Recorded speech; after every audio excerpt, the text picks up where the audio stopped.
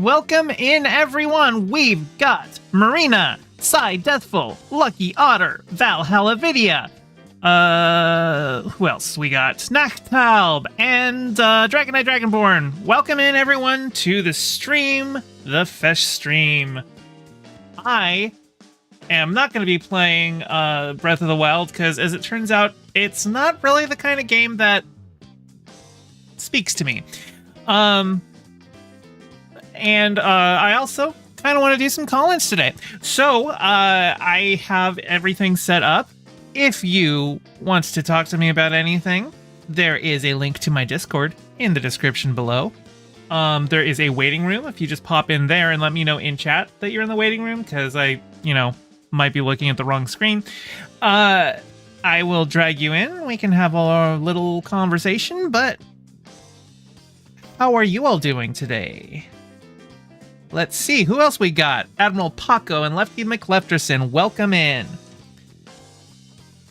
So, I'm gonna play some Super Mario Odyssey, because this is a nice comfort game. I know how to play it very well, and that way I can play it while I am in Discord and talking to other people, and it ain't no thing. You're probably too angry to chat. Don't chat Angie.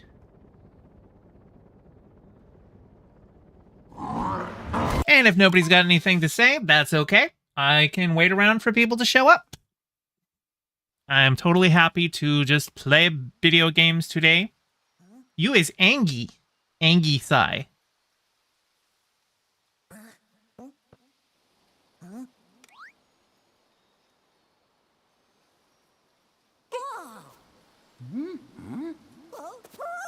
Can you angry chat about Napoleon? Sure. It's been a couple months since I saw it, so you are probably more fresh than I am. But if you want to jump on in, I'm happy to talk.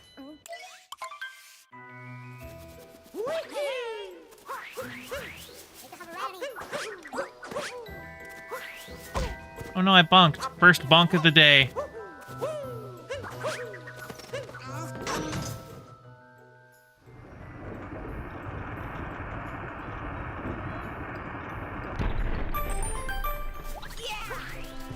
Gasp, more fresh than fesh.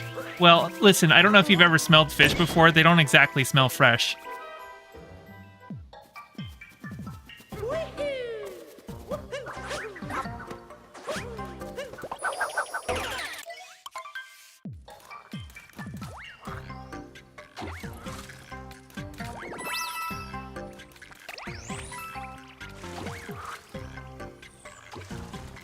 Wow, I got where already? This is the first level of the game.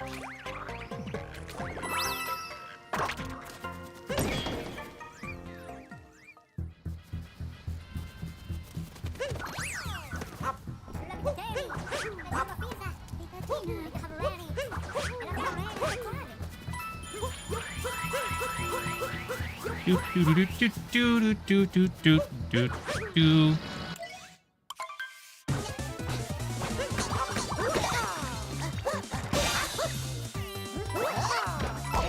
Oh, come on. I should have landed on that.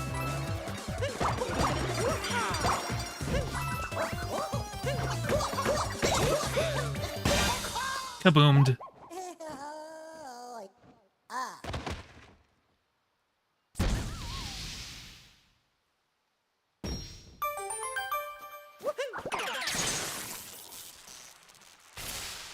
Meow.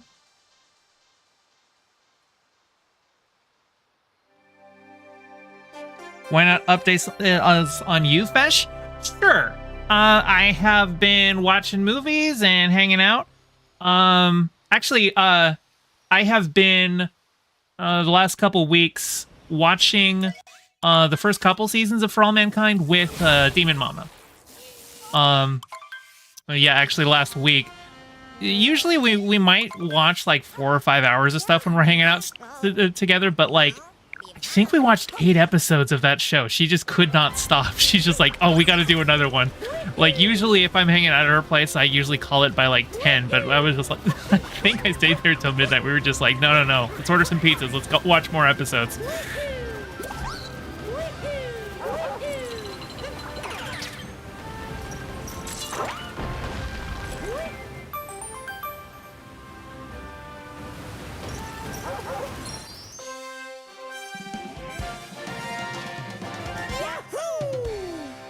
I think we left off about halfway through season 2.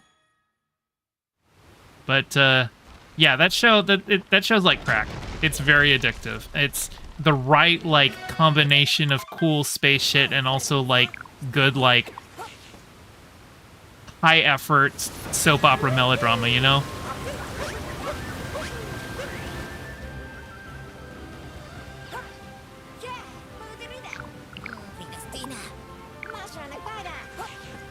I will not be throwing my hat on the globe yet. You can't make me.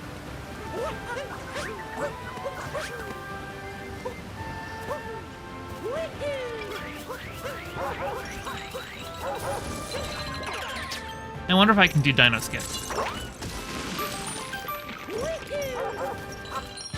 Sometimes it's a little tricky getting exactly right, but I'm gonna try for it.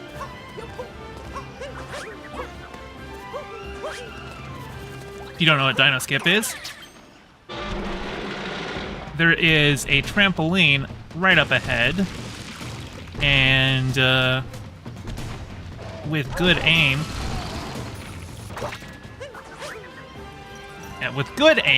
I can get the dino to bounce me right up to the boss arena. Alright, let's try this one from the other angle.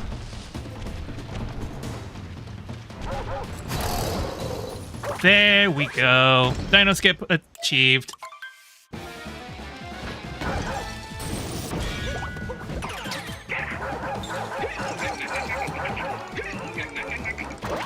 Oh, you're in the waiting room? Alright, once I finish the boss, I will bring you in, Dragonite.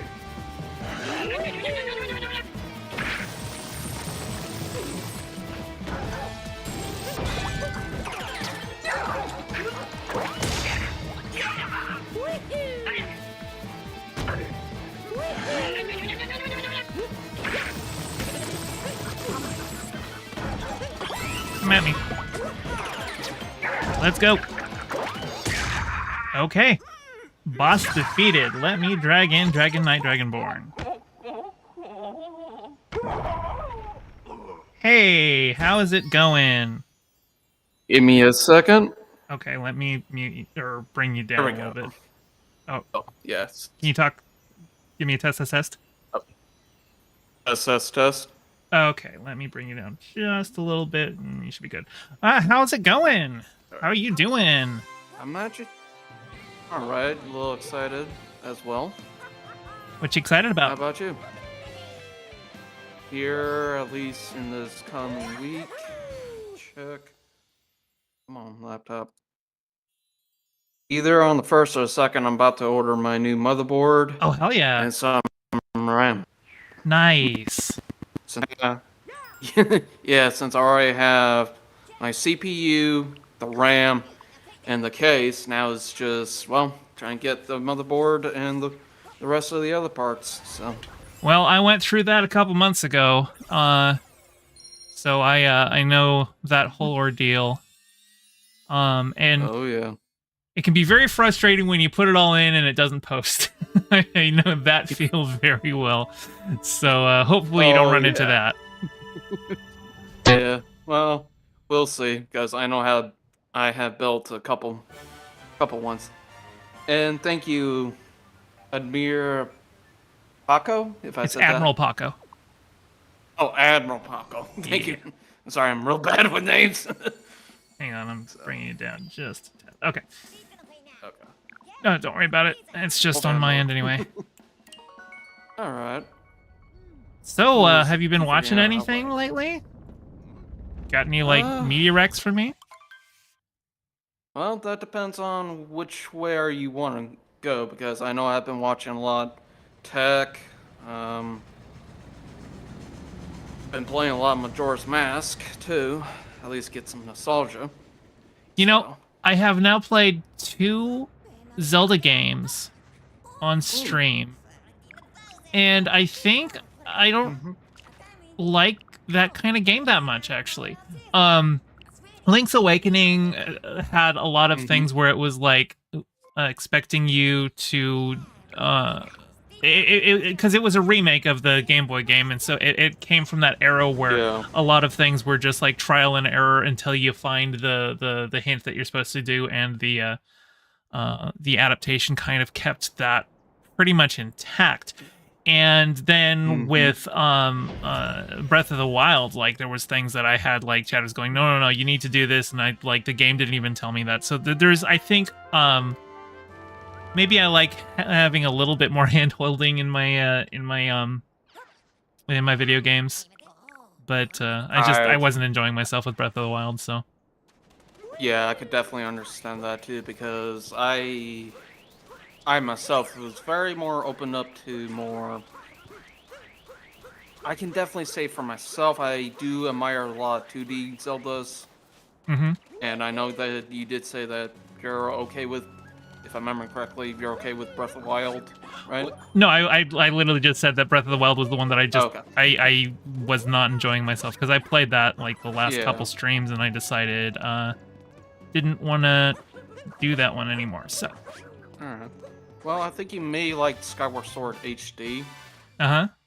That's just in my opinion because Skyward Sword HD was originally off of Skyward Sword for the Wii, and it's more hand-holding than most Zelda games, because Zelda was based off of very linear type style. And for me, I do like Breath of the Wild. It's just, to me, Tears of the Kingdom, I do like it for itself, but there's just some issues I can't just say it's a good sequel. Yeah, I remember when Tears of the Kingdom came out, I was just like, oh man, I bought Breath of the Wild when it came out, but then I like played it for all of 5 minutes and then like forgot about it. And then Tears of the Kingdom came out and I'm just like, oh, should I just play that instead? And people were like, oh no, if you haven't played Breath of the Wild, there's no reason to get Tears of the Kingdom, just play Breath of the Wild instead. Tears of the Kingdom is basically like glorified DLC. So, I can understand that. Yeah. Well, for me, I know I have said this in chat before when you were streaming Breath of the Wild. For me, it just felt more they took the ladder between making it its own game and being its own DLC too. So, and the story is still good. It's just how I felt with Tears of the Kingdom. It just felt more like a retcon because Breath of the Wild was a good, passing the torch of Zelda from this linear version of the way it's based off into the new era of more open world. But it's just there's like a lot of loose threads in Tears of the Kingdom that needs to be addressed, and as far as I understand, they just said, well, we're basically done with Breath of the Wild era of game. Of that Zelda. It's just, I wish there was more DLC to it so that way it can just satisfy both the community of open world and linear, except for keeping more divided. That's just my opinion. Got it. Oh yeah. It's just, and I know you mentioned about Link's Awakening. Yeah, that was based off. I had some fun with that game, but it was especially like there was a lot of stuff where it was just okay. I need to actually just look up a game guide for this. Once I looked up the game guide, I was able to enjoy myself more. But like that's not the way that you should design a game, you know? Okay, there. Now I made that jump. Trying to just bypass needing these things altogether. Oh yeah. And for me, I do definitely like the Link's Awakening DX. DX was the original. I meant to say Link's Awakening HD or the Switch edition of Link's Awakening, because it did bring me back to when I had that type of era of. I think it was original on the GameCube. I mean, not GameCube. Game Boy. The original one was Game Boy Color. Game Boy. I think. Thank you. Yeah. Actually, I don't even know was- which Game Boy it was. I think I just said Game Boy Color because it's kind of a big game, so I would assume not the original Game Boy, but I could be wrong. I think Twilight Princess and Majora's Mask have the best Zelda stories. Yeah, that's definitely a good thing. Sorry, I wasn't reading chat for a second. Oh, yeah. Yeah, I definitely love Twilight Princess. Well, no, I think that was when I was in middle school. But yeah, I definitely love Majora's Mask. I think it's my third favorite Zelda game. And I already have done a review of Twilight Princess and Ocarina of Time. But of course, since I have been playing off an emulator of Majora's Mask. Excuse me. What are you talking about? Everybody always plays Nintendo games on officially sanctioned hardware. Nobody would ever pirate or emulate. Well, I guess I'm a bad dragon because I emulated it.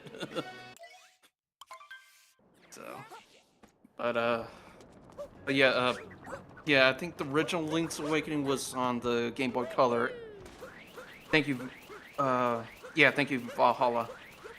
So, Link's Awakening first released on the OG Game Boy. Yeah, that's right. And DX was the Game Boy Color. Okay, that makes sense. Mm-hmm. Okay. Yeah.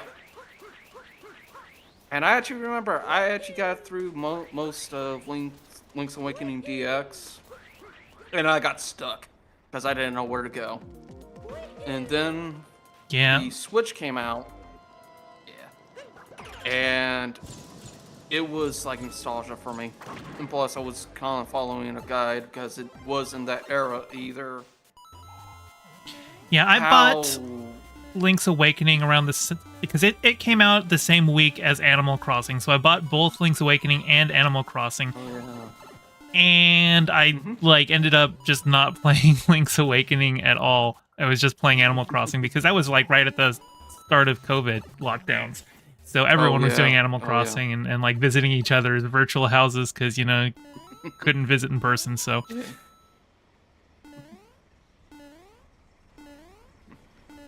okay, so I see saying, okay, but hear me out. Pirate dragons are pretty dope.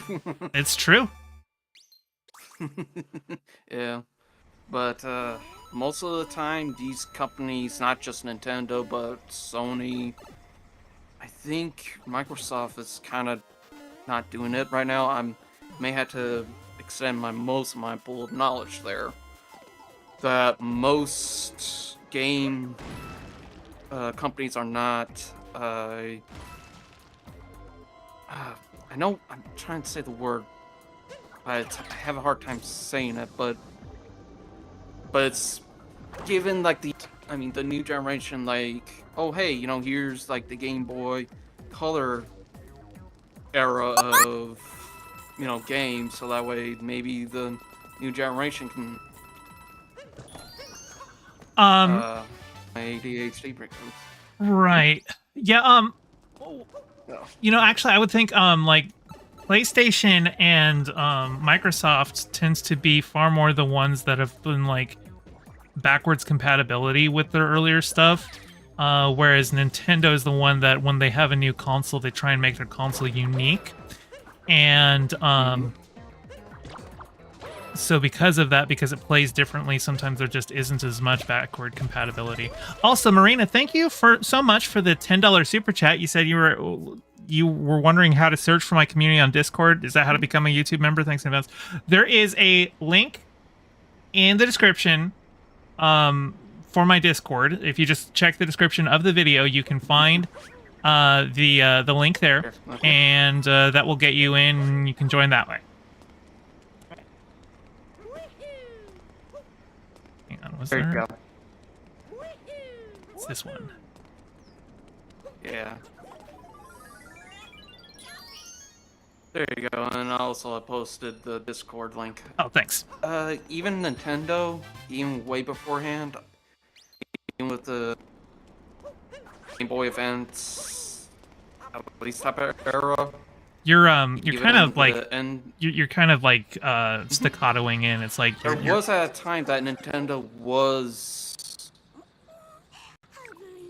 the generation Do you have like a connection issue because the way you're talking it's like stuttering in and out. So, apologize. Boss fight. Oh, well, I'm using my laptop, so... Oh, that'll do it, yeah. There Okay, we go. how's this? Sounds good so far. Okay, I have to lower the quality of the stream. Okay, you are cutting out the end of your sentences a little bit Okay. there, but we'll see how it goes. Yeah, that's the sad thing.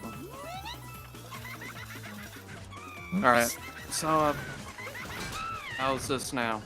You sound all right. It's not doing the multiple like it was doing like a. It sounded like a cat that sees a bird goes. It sounded like that. Yeah, I get you. Yeah. Yeah, that's since I was running your stream and having Discord up, I had to cut something. So Yep. so I was like, well, let me just keep Discord up. So Well, I just see there's somebody new in the Discord named Imzadi. Is that you, Marina? Because welcome in. yeah. Also, I like that name, Imzadi. It's a good Star Trek reference if that's what that is. It's spelled differently than it is in Star Trek, but that's how it looks. All right. Oh, yeah. But yeah, even way before at least back to the topic of like Nintendo did keep the old generation, because I do know like at least even in the GameCube era that you can play most of your Game Boy Color games with attachment to the GameCube, and you can still play That's on that. true. I had the DS Lite, which was the superior version of the original Remember DS, that. and it did have a Game Boy Advance slot in the back, so you could play Game Boy Advance games. But I never had a Game Boy Advance, so I didn't have any of those games, so I never ended up using it. Actually, I did end up using that slot. There was a Guitar Hero title for the DS that had a little attachment for all of the, so that you could basically play the fretboard with little buttons that were attached to the thing, and then you also had like a special pick stylus. So I get you. yeah. Yeah, I get you. But yeah, even Nintendo had it beforehand, but then they stopped doing it. I think a little bit right after the Wii, because even with the Wii, you can play most emulation games for like maybe like $2, $3, and bing ba boom, you can just play like Super Mario World, for example. So. Well, the way that Nintendo has it now is that like they've got they've got official hardware emulation of previous eras, but usually you have to pay the Nintendo Online thing or whatever it's called. Oh shoot! Well, Yeah. I lost all of my Nintendo Switch Goomba stack, Online. but that's okay. I'm not really going for coins, so I should be all right. Yeah. And that's my thing is too, I understand why some may go that route, but for me, to save them or make them or if Nintendo Papa Nintendo will go, if they just put on like the older like titles or VIPs and stuff like that, and just make it like $5, $20, wherever the case is, just like the Wii U, it's gonna be like hotcakes. Well, I do know there was like, I'm trying to remember what they called it. They had like a limited run of, you know how you can buy those like little emulator boxes that come preloaded with a bunch of older games? And Nintendo had some official ones where they like made they looked like miniaturized versions of the original NES and the Super NES. And they had like the proper controllers for them. But they only did a limited run on those things, and like scalpers picked them all up. So like yeah. Yeah, the NES Mini and the SNES Mini too. Yeah, I remember those. Yeah, I remember those too. And now you probably can get them now, but they're probably more expensive than they're worth. Yeah, most likely. If I want to get a hardware emulator for those titles, I would probably want to go a third-party one anyway. You know, the ones that like that will upscale for HDMI and everything like that. Oh, yeah, yeah, I know what you're talking about. Yeah, I'm trying to remember. There's like companies I'm thinking of. Oh, hey Marina, thank you for the $5. Sorry to interrupt. Was looking for how to become a member. So to become a member, that is actually on YouTube saying I think there should be a join button right down below. That should take you to where you need to go to become a channel member.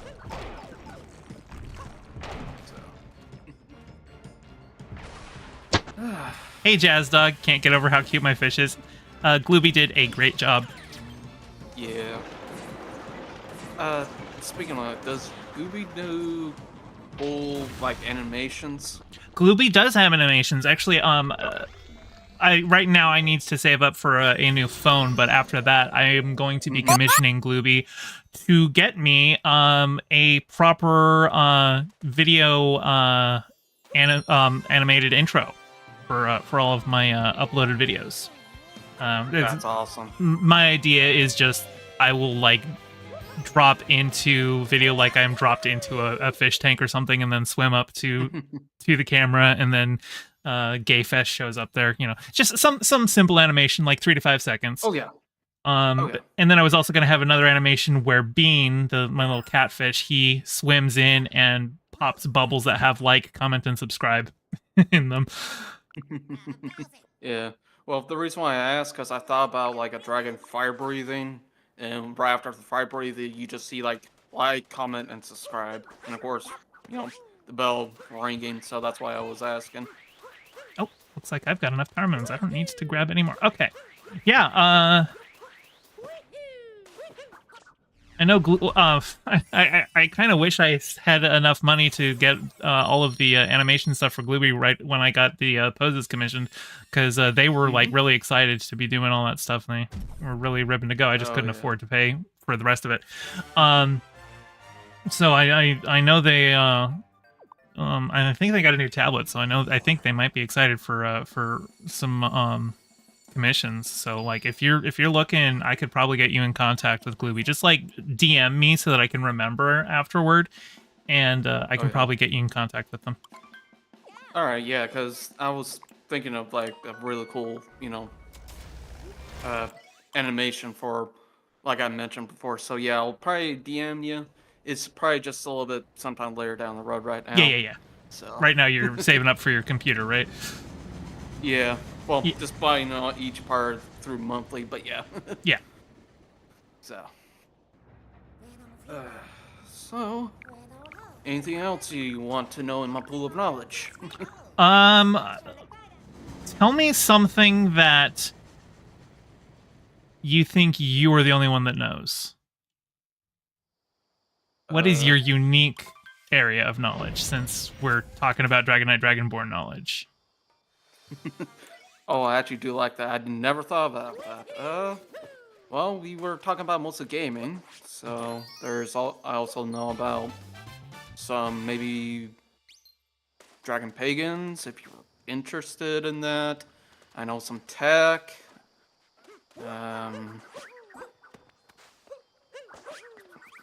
Anything you just want to shoot for the breeze, I'm always okay. So. And right now, my mind just went completely blank. So. Well, I was like, "Hey, tell me something only you know," and your brain just goes, "Do do do do do do do." Oh man, that just unlocked for me kind of like almost a traumatic memory in like elementary school. I think it was in the 4th grade. I was called on to answer a question, and like I started to answer it, but then like I paused because like, wait, I don't know the rest of it. But I think I may have even raised my hand to answer, but then I like paused because like, wait, crap, I actually don't know the answer. And everyone started doing the Jeopardy theme, and like it caused such anxiety. I just like screamed at everyone, shut up, and like I just like covered my head in my hands, and the teacher's like, oh god, everyone stop.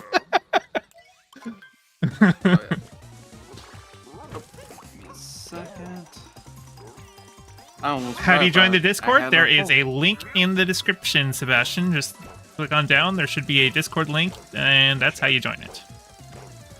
All right, there we go. Sorry about that. I forgot that I had my phone near me. Why not? If my laptop can still have Discord, then I can just keep an eye on chat through my phone. Alrighty. So.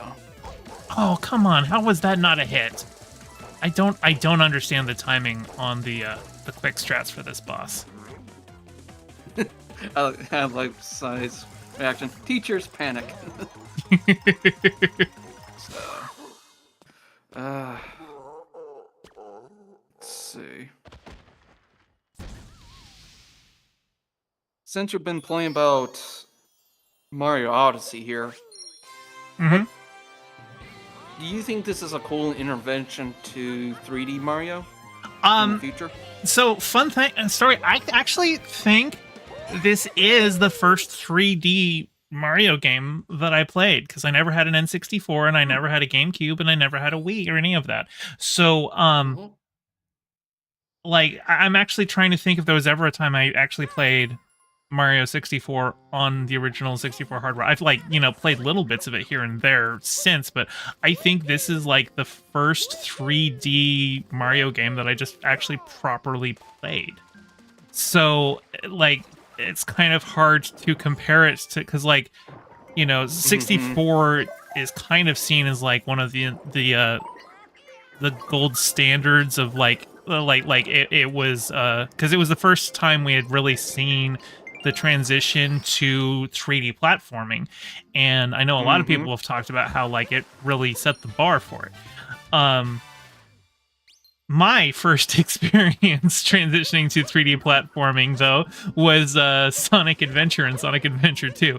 So, oh yeah, I remember those games. Sonic Adventure 2, I think, is the better title. Sonic Adventure 1, they're not without their charm, but they're kind of not the greatest. Yeah. And to Lucky Otter that said 64 was pretty good. Yeah, even I remember my first Legend of Zelda 3D was Ocarina of Time. And my first 3D Mario was, Mario 64, so. But yeah, I know a lot of people have said Galaxy is their favorite 3D Mario. I don't even know if there's a way to play that right now though. I know that they did release the they did a remaster of 64 Sunshine and Galaxy for the Switch, but it was a limited time thing. You can't get it on the App Store anymore. On the Nintendo Game Shop. The only way you can get it is if you buy a physical copy. So I could go on eBay and find one, but I think they all go for over $100 just because that's the only way you can buy it now. So yeah, I just don't have. Even some of Walmart, a store like Walmart or Amazon still sells it, but you're probably looking at no, I'm pretty sure the only way you can buy it now is with resellers. I think it's the resellers yeah, because it's out of stock. They're not still selling it physically, so you pretty much have to find somebody who bought it and is reselling it on eBay. Or just like me, just emulate it so that way you can still have it. But I can definitely understand why people don't want to do that. And it's very understandable. So. Also, emulation can be touch and go. It's having original hardware is really the best way to play something, right? That's what it's specifically been made for. You found one in a store for $45, Lucky Outer? Man, if I saw that, I would buy it and resell it. $45, that's a really good deal. Oh yeah, in a heartbeat.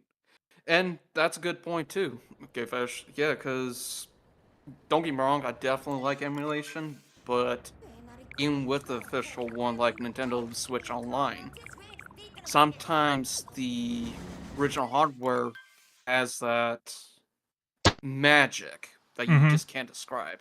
So, and it makes sense to me.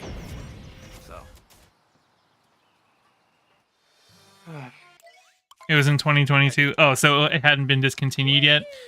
No, that makes sense then. Yeah, that definitely makes sense.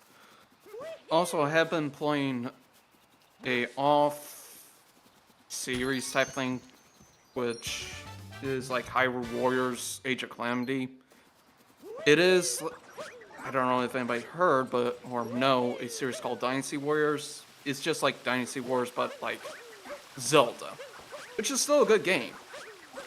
I just been kind of taking a little bit of a break from it, and then I just like focus on other stuff, so I probably do need to get back into it sometime soon.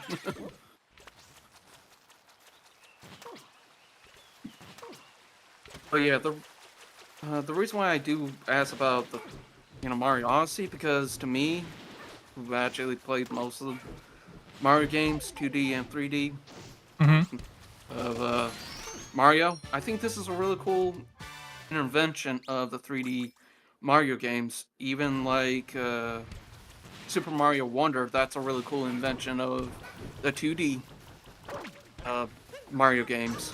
Oh yeah, innovation, is that the word you're going for? Innovation. Yeah. Innovation. Thank you. Yeah.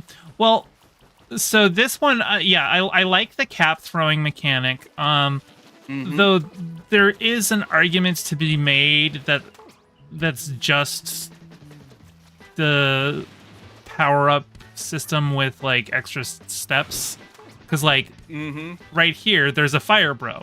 And so there's no fire flower in this game, but I can just capture the fire bro instead and have the same powers. But I would say that throwing the cap and bouncing off the cap, there's a lot of additional platform movement that adds into there. There's a lot of really interesting movement in the game, but it's also designed to be pretty easy to pick up. So there isn't like that like high level challenge to the platforming, even in like Darker Side, which is the hardest level. I have seen ROM hackers making mods for Mario Odyssey that build far more challenging almost like Kaizo levels for Odyssey. And Mario Kaizo.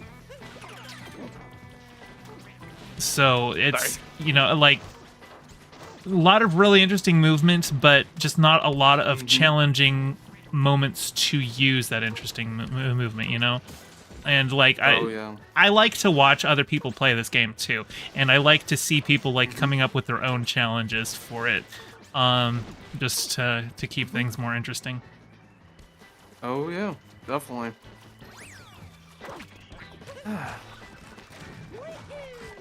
Definitely. Yeah, because even I remember Mario Kaizo was a thing even when I was in high school. Either freshman or sophomore year. But yeah, I remember those Mario ROM hack Kaizo games. They're brutal. And then when they made Mario Maker 1 and 2, then that just gives the player more interventions. Yeah, I love watching like troll levels for Mario Maker. There's a couple YouTubers who play a lot of those. But like the main one that everyone knows would be Carl Sagan 42, because I think his community almost kind of like pioneered like the whole concept of the troll level. And it's just so much fun to watch like subversions of gameplay expectations. I don't know, there's just something really funny. Like it goes against all principles of general good game design, but that's why you're doing it. It's just like watching a game fuck with you on purpose, and just like the joy of going, okay, my expectation is this. I have to work against my like my common sense to get this level solved, and just like so much work that goes into making those and coming up with trolls for it are just so much fun. Mm-hmm. Definitely. Even just me just watching those, I'm like, how in the hell that you all can do that?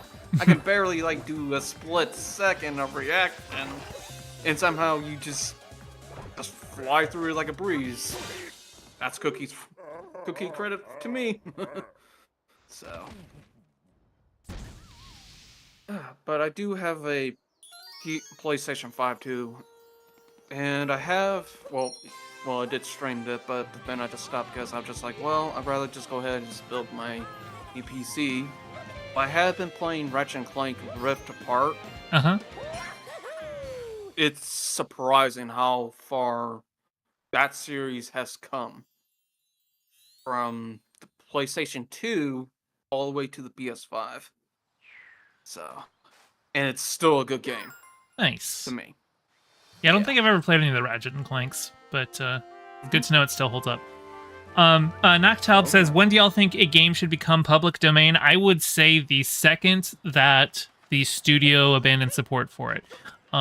If it is not being published on an available platform in some way, then they should release the source code to the public. There you go. Especially for like live service games, like MMOs and stuff. Obviously, like if an MMO dies, like MMOs need servers to run. If an MMO dies, they need to release all of the data so that people who still want to play the MMO can run fan servers. And like there are MMOs that are dead but still have fan servers running. Like for instance, City of Heroes. I played City of Heroes a lot back in the day, and there are still fan servers running for it, I do believe. I haven't played it in a while, but I know at least on my laptop, I had it installed. And yeah, there's so much work goes into making these games, and if they're just like only available for a short time, and then it's just like, okay, you missed it, you can't play it anymore. Like I don't like the destruction of art, you know? Yeah. Preservations, not preservations. Now the freaking word lost to me again now. But yeah. Archivists? Yeah, something about archive. I think it was pristine, or something like that. Preservationists? Yeah. The word that you just said. I know I have a speech impairment here. It's all good. But yeah. But I know that's why most PC or people who have PC will emulate just to keep those games at least alive to some degree. So.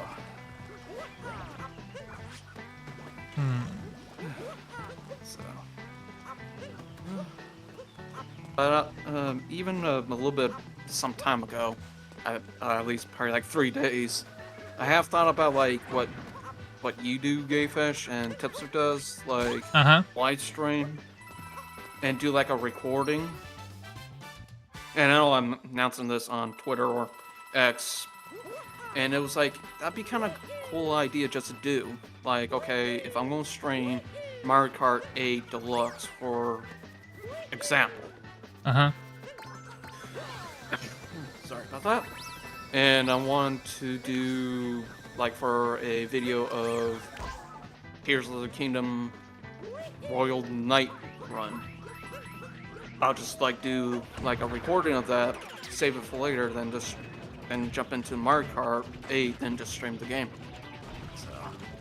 So, are you saying, like, pre-record your gameplay or something like that, and then stream while you're talking over it or something like that? Yeah, something like that, because I know, like, you do your segments. Oh, gotcha. Okay, so you're saying, well, I mean, all of my segments, everything that I do, I'm not pre-recording anything. I do all my segments in the live stream, and then I upload them later as videos. Is that what you're talking about doing? Yeah. Okay, yeah. gotcha. Definitely. Yeah. Yeah. It was just like one of those ideas. I'm like, I think that'd be kind of cool. So. Well, when I started this channel, I was just doing like pre-recorded segments. I was like doing a lot of TV show reviews, and so I would basically watch watch new episodes right as they came out, like basically, you know, the second that they went live on their streaming service, I'd watch it, write a review real quick, and get my review out maybe by like 2, 3, 4 a.m. of the day that the episode came out. Yeah. And I did that for quite a while, but like I did burn out on it because I just wasn't really getting any engagement doing that. It wasn't really until I started live streaming that I really saw channel growth. So live streaming really helps with that. And nice, Sebastian. Sebastian just said, Fesh, I joined the Discord. Nice, welcome in, Sebastian. I see you typing in there too. Yeah, definitely. Heck, even when I was like making my own some time ago, when I was doing, of course, Dragon Knight, Dragonborn is like my main channel. I even did like Let's Plays like many years ago. I know it's like 2015, like late 2015, early 2016 too. When Minecraft first came out, and this is on another channel, but like I'm trying to think, I might have used my real name on it, so I'm not gonna like, you know, give it out or anything like that. But yeah. I think I did some Minecraft Let's Plays there. Nice.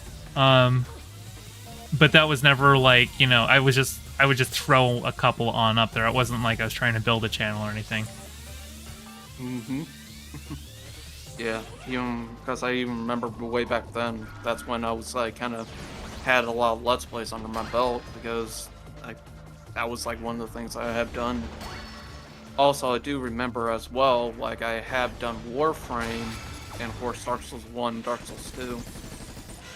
But I did stop Dark Souls 2 Guts Run because I did something else I don't remember now, but then I was kind of doing some live streams too. And of course I was also doing like unboxing reviews like Loot Crate. I don't know if they're still around now, so. And now I just do like, you know, of course I still do Let's Plays. Also I do like live streams and game reviews now, so. So, it just, and I know this channel has came from a very long way, from at least 2016 now. Oh, Sebastian, to join the call-in line, if you scroll down, there's a category called Stream Voice, and there is a waiting room, and you can pop into there. I need one more moon. You can get the moon. I know I Make sure can. it doesn't moon you. Oh yeah. Because I know that moon just mooned me so many times. I know where I can get my last moon. You. No, and Sebastian said, okay, thanks. Anytime. All right.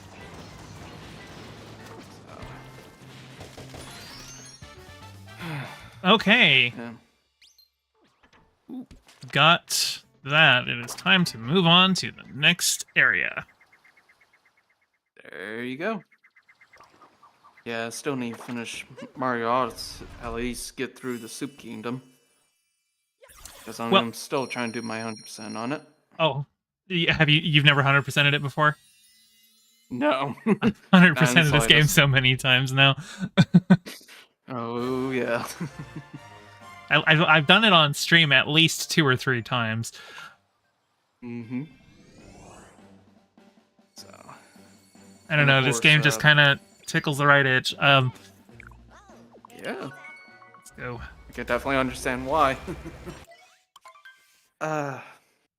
What I actually am working on this run is just I'm hoping that I'm gonna be able to beat the game this stream. So because normally I always go into these games just thinking like in 100% mode. I'm just trying to get everything in a zone before moving on. And so I'm like actively fighting against my instincts to be like, no, you got enough moons. Let's move on. Let's beat the game today. Yeah, I could definitely understand. It's just through requirement before you move on to the next kingdom. Yeah. Excuse me, the next kingdom. Well, and I remember Yeah, that seeing was. somebody say that like I was playing the game wrong by trying to 100% it because the reason that the game has that many moons is so that you can, just go and grab the moons that you can find, and all the others are just like extra. I'm like, well, okay, I mean, that is the casual way to play it. Yes, this game is built for casual play, but it's also built for people who are completionists. So like I'm playing the game correctly as well. Welcome on in. Hey, Quinn. There you go. But yeah, and that's why I always, and for myself, that's why I want to do like game reviews. Mm-hmm. That's why I try to put myself into like a completionist shoes, but also a casual shoes too. And that's why I'm like, okay, yeah, I can definitely see why completionists may not like this, or some do, but it may be focused for more casuals, and sometimes vice versa. So. Yeah, I think I'm kind of in that camp where, like, I like to 100% games, but I don't like it if the game is so large that it would take forever to 100% it. I think this game is the right amount for it, because I can 100% this game. I mean, I think the speedrun record for 100%ing the game is somewhere in, like, the 5 to 7 hour range. And I think I've sat down and 100% of the game. I was just like, all right, I'm going to do this today. And I think it took me like 12, 13 hours. So, it's that's definitely doable versus something like imagine trying to 100% Breath of the Wild. Yeah. And I'll admit it, I am a casual completionist myself too, so I definitely understand. Because there are some games that, even on my PlayStation account, that I have platinums, and some games that I don't, so. Okay, let's see if I can do Klepto Skip. You probably can do it. First try, let's go. Let's go. Wahoo! Now, I did watch the Super Mario Brothers movie. Oh, yeah, I haven't just seen loved that one yet. How is it? I loved it. If you're going, and I'm just probably just saying this for me, Uh-huh. if you are into the Mario, just let your inner child out, metaphorically speaking, because that's what I did. And it was just a thrill to watch. I heard it was like it was really just it was primarily made for people who are, like just already fans of the game. A lot of just general game references and stuff like that. Oh yeah. But I also heard that the story itself was kind of I heard a lot of people say the movie sucked. So Just because of the critics. Well, I mean, you're talking to a film critic. If I watch the movie, I might not be so kind to it myself. I've only seen actually, no, I've seen 2 Illumination movies. I saw The Grinch and I saw Migration. And I didn't really have much to say about Migration other than it was fine. It felt like a kind of fairly standard, inoffensive family movie. My expectations of Illumination had kind of been tainted by just the prevalence of the Minions movies, and I'm just like, I don't care about those. I don't want to see those. They look awful. So maybe like when I went in to see Migration, maybe I was just pleasantly surprised. I'm like, oh, this just seems like a movie. Okay. Yeah. Sorry, Quinn. I almost missed this. Gwen said, I love 100% completing Bloodborne. Excuse me. It was so much fun. Thanks Nice. to Bloodborne, I actually got into at least to some Gothic horror. So yeah. It's just I am missing one trophy, just 100% Bloodborne. I do have some friends that could help me. It's just whenever No, I just they can. died. I just fell in the So, drink. I fell in the poison, and I am dead now. I guess I must be tasting good now. All right, let's see if I So, can make it from up here. and for me, for at least I almost said Legend of Zelda movie. As from what I heard, it's actually, I mean, they are making it, but to the Super Mario Brothers movie, I liked it for myself. Yes, there is like very more towards fans, and of course, I was over at my friend's apartment, and I was just like pointing out each Mario reference that I know for sure at the top of my head wise, and I just couldn't just stop laughing and I just enjoyed the movie. So. Yeah, I was watching. I think I was watching Grand Pooh Bear, who he's a Kaizo streamer, and he was talking about how he had just seen the Mario movie, and he said he's like, guys, it sucked. I did like the Kaizo training sequence though. Yeah, definitely. Of course, I haven't watched it, so I'll take your word. So. Come on, let's go. I think I Of am course, I know. just about to get my last moon here. Awesome. Now, of course, I know.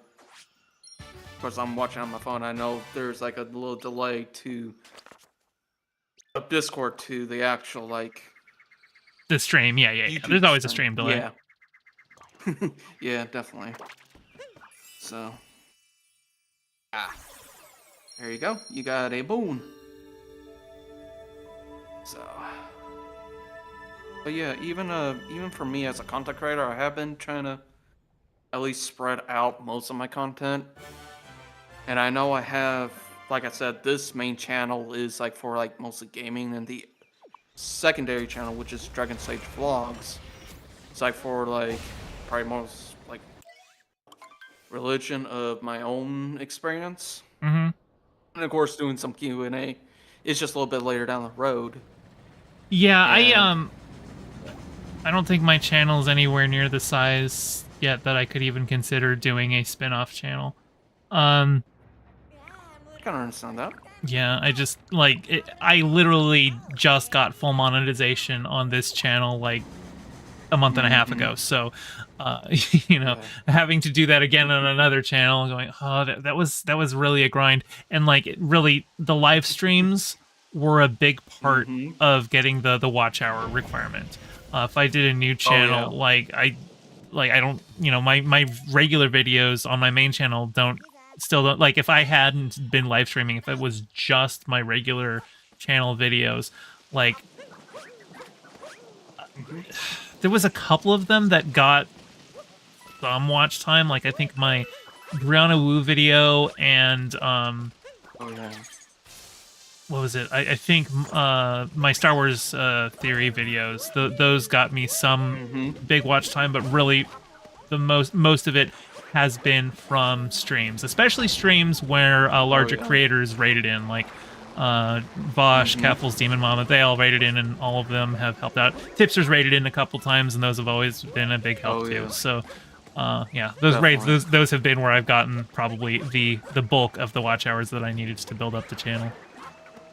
Yeah, and then once I ever get my new PC, which is very soon, probably maybe be up sometime right around April, because I have been looking into some good graphics cards that I kind of been looking into. So, and I know that's gonna be the major grind for me too, because I've been kind of grinding that out before my old desktop side just bite the dust. So yeah, I definitely understand that view time is just a grind. It is a huge grind. And I did see this earlier from what Sai said. I've learned that I'm a bird. Must be a good bird, Sai. Oh yeah, Sai is a bird because he ate ghost pepper hot sauce and it did nothing.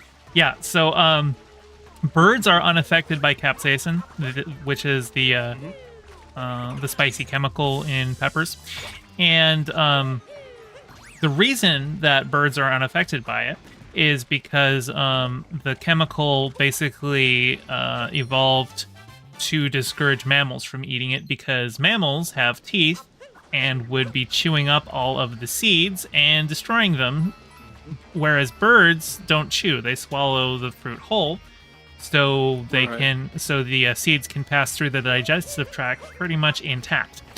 And so here we took this thing that was basically evolved to say, like, birds can eat us and nothing else, and we're just like, challenge accepted. We like your chemical warfare, and we're gonna step it up a notch. There you go.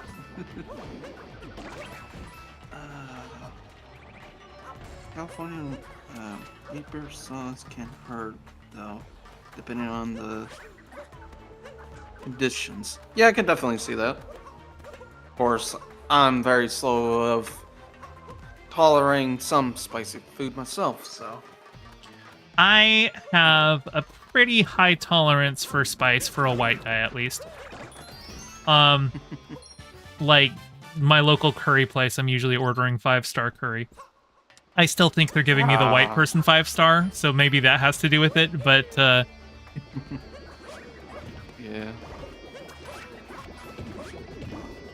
I can definitely understand that too, so.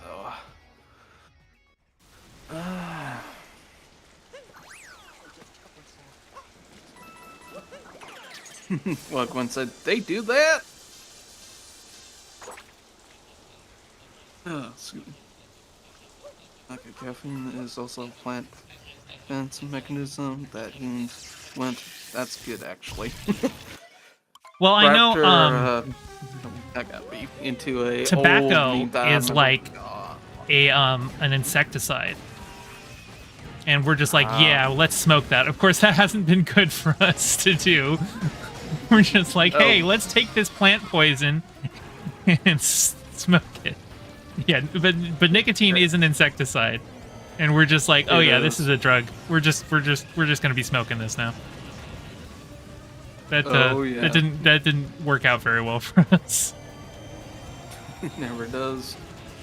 But also,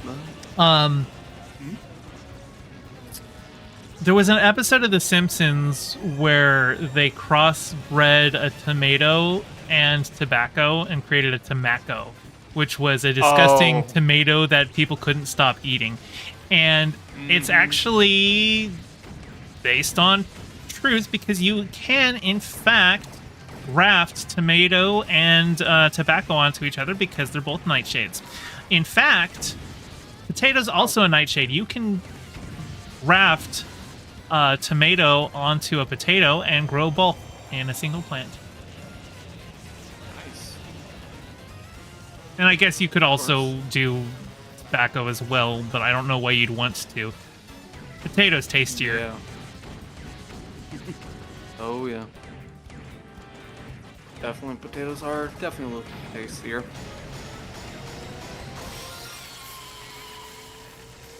You prefer your nightshade deadly side? Well, you know, actually, I wonder if, because, yeah, like, I mean, it took a while for people to even be like, I guess we can actually eat tomatoes, because it was a nightshade, and, you know, you shouldn't be eating tomato leaves. Those are toxic.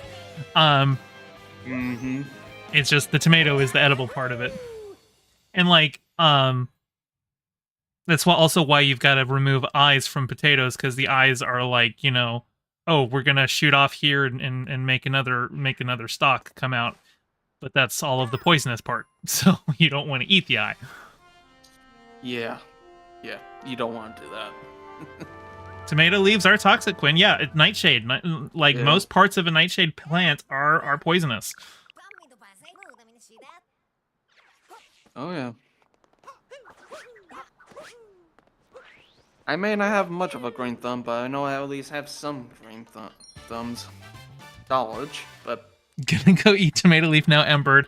I didn't say that it was immune to birds. I don't know if birds are immune to it. You should not test that, Sai. Yeah, don't do that. I cannot be held responsible. Yeah. Okay. But as we humans are, we are interesting beings. Speak for yourself. I'm a fish. I'm a dragon.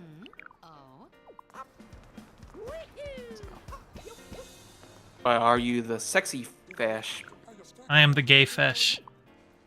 So, And you must be very sexy. as a cis guy whose friend group is primarily trans people, I frequently have egg jokes made about me. If you don't know what an egg is, that is a trans person who hasn't realized it yet. And Oh. you know, usually I lean into it. Sometimes sometimes I don't like them if like people are like going a little too hard into it and acting like they know better than me my identity, but like I'm totally fine with just like leaning into some of them.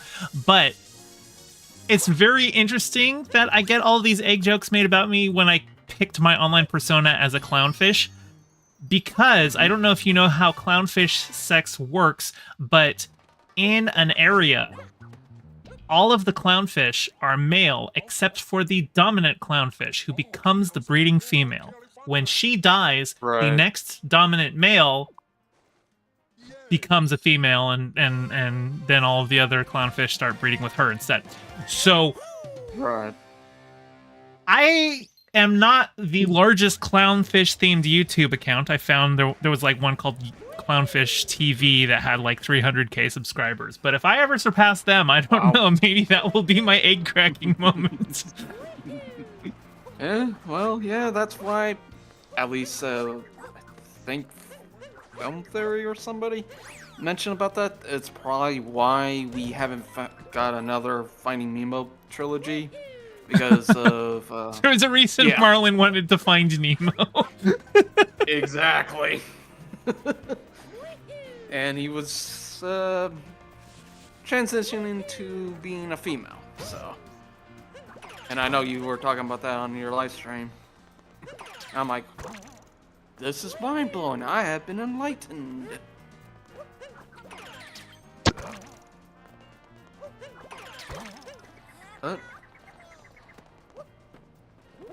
Now, of course, I lost my train of thought now. Well, there goes the train then. What else can I talk about? Sai says there's a horse video on the Discord. Did you post it in pets? Check. I'm not going to play it because I do have Discord audio open, and I'm not just going to have it play on the... Oh, now that's a cute owl. Great, that reminds me of a channel that I watched called Versus. It reminds me, hey, I'm an owl. I'm an owl. Hey, Tyler, I'm an owl. Oh, those were the days. Yeah, it's actually about 3 horses here, but but the 2 are just like horse videos. Horses are cool too. Of course, I actually had been onto a horse ranch one time with, forget the actual name now, but it's like most horses either be abandoned or have been abused, and this group will take in horses, and we were mostly just going over there, you know, cleaning them up, washing them down, giving pets, and it was like a really nice experience. I have seen videos of like horses that were neglected, and so like their hooves had grown too large, and so I've watched a lot of videos of people like cleaning up horse hooves, and it's like, you know, it's just like a gigantic fingernail, right? And so just watching the way that they like chip away at it and like carve it out and everything like that, it looks so satisfying. It's I just rolled into the poison. It does. Naughty, naughty, gay fish. I'm just teasing with you. It's all good. Because sometimes I have done that too. Because sometimes I'm like, ooh, what's this? I want it to taste like. Then I'm like, well, I guess it tastes like death. Well, it wasn't like I was like wondering what the poison tasted like. My finger just slipped and I rolled into it. Yeah, I have done that many times too. Even as me getting older, I know my depth perception is a little bit off at times. Well, I don't like, think depth perception matters as much for a video game because I'm not actually seeing in 3D depth, right? Like it's a flat screen. Yeah. It's just the perception of 3 dimensions.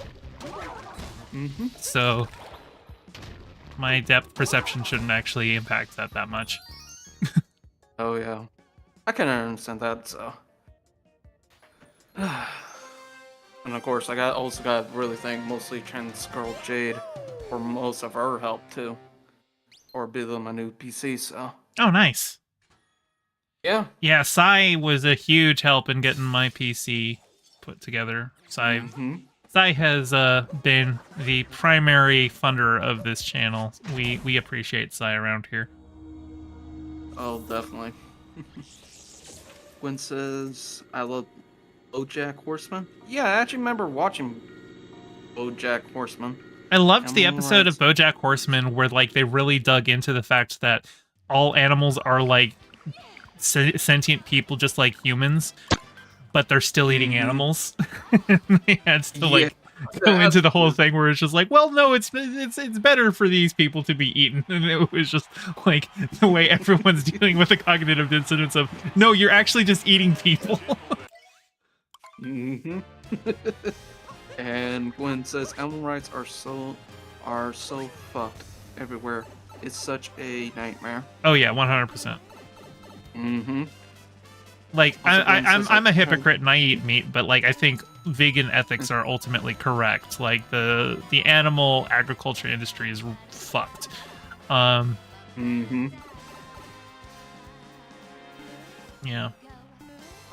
Yeah. Well, I guess I'm a hypocrite because I do love my meat too. Yeah, but like I just can never put an animal down. It's a systemic solution, right? Like we I mean we have subsidies going to like the beef industry so that for a lot of people it can be cheaper to get beef than to just get good tasting vegetables, even though like resource wise it costs so much less to produce the vegetables, but there's you know all the subsidies to the beef industry. It sucks, and then you know people live in food deserts. There's only so much that they can afford to get, and all of that is yeah. Yeah, definitely. And Sai said, Sai and Sugar Daddy. True. There's a meme that me and my closest friend that I know since high school, and there's a meme that I won't disclose here for now, but we have a funny way of saying daddy, and it's just our hilarious way just to laugh at.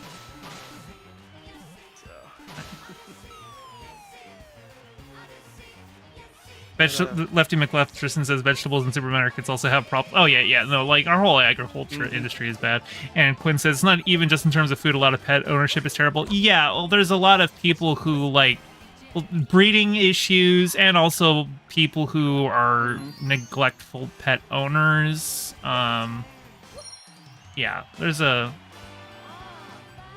animals deserve better. They're just little guys, and I love them. I like to think that I treat my cat very well.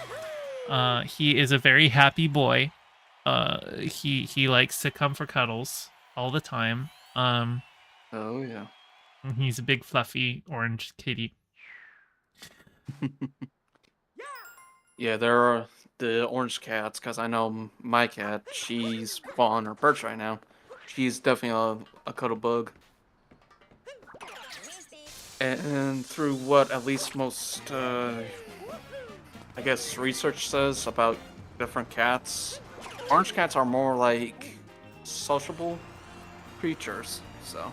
Which is weird because like tortoiseshell cats are almost always female, and like if you swap the X chromosome to a Y chromosome, it usually becomes an orange tabby, which is usually male. And orange tabbies I find are a lot more friendly, but tortoiseshells do not get along with other cats at all. They're very solitary cats. So it's interesting that like you could just swap out, you know, one chromosomal pair and completely different behavior. Yeah, that's seeming new to me. I didn't know that if there was a breed of cats like that. Well, it's not so much a breed. Like there isn't a particular breed that is orange tabby or tortoiseshell. It's a coat pattern, but there still are a lot of behavioral traits associated with those coat patterns.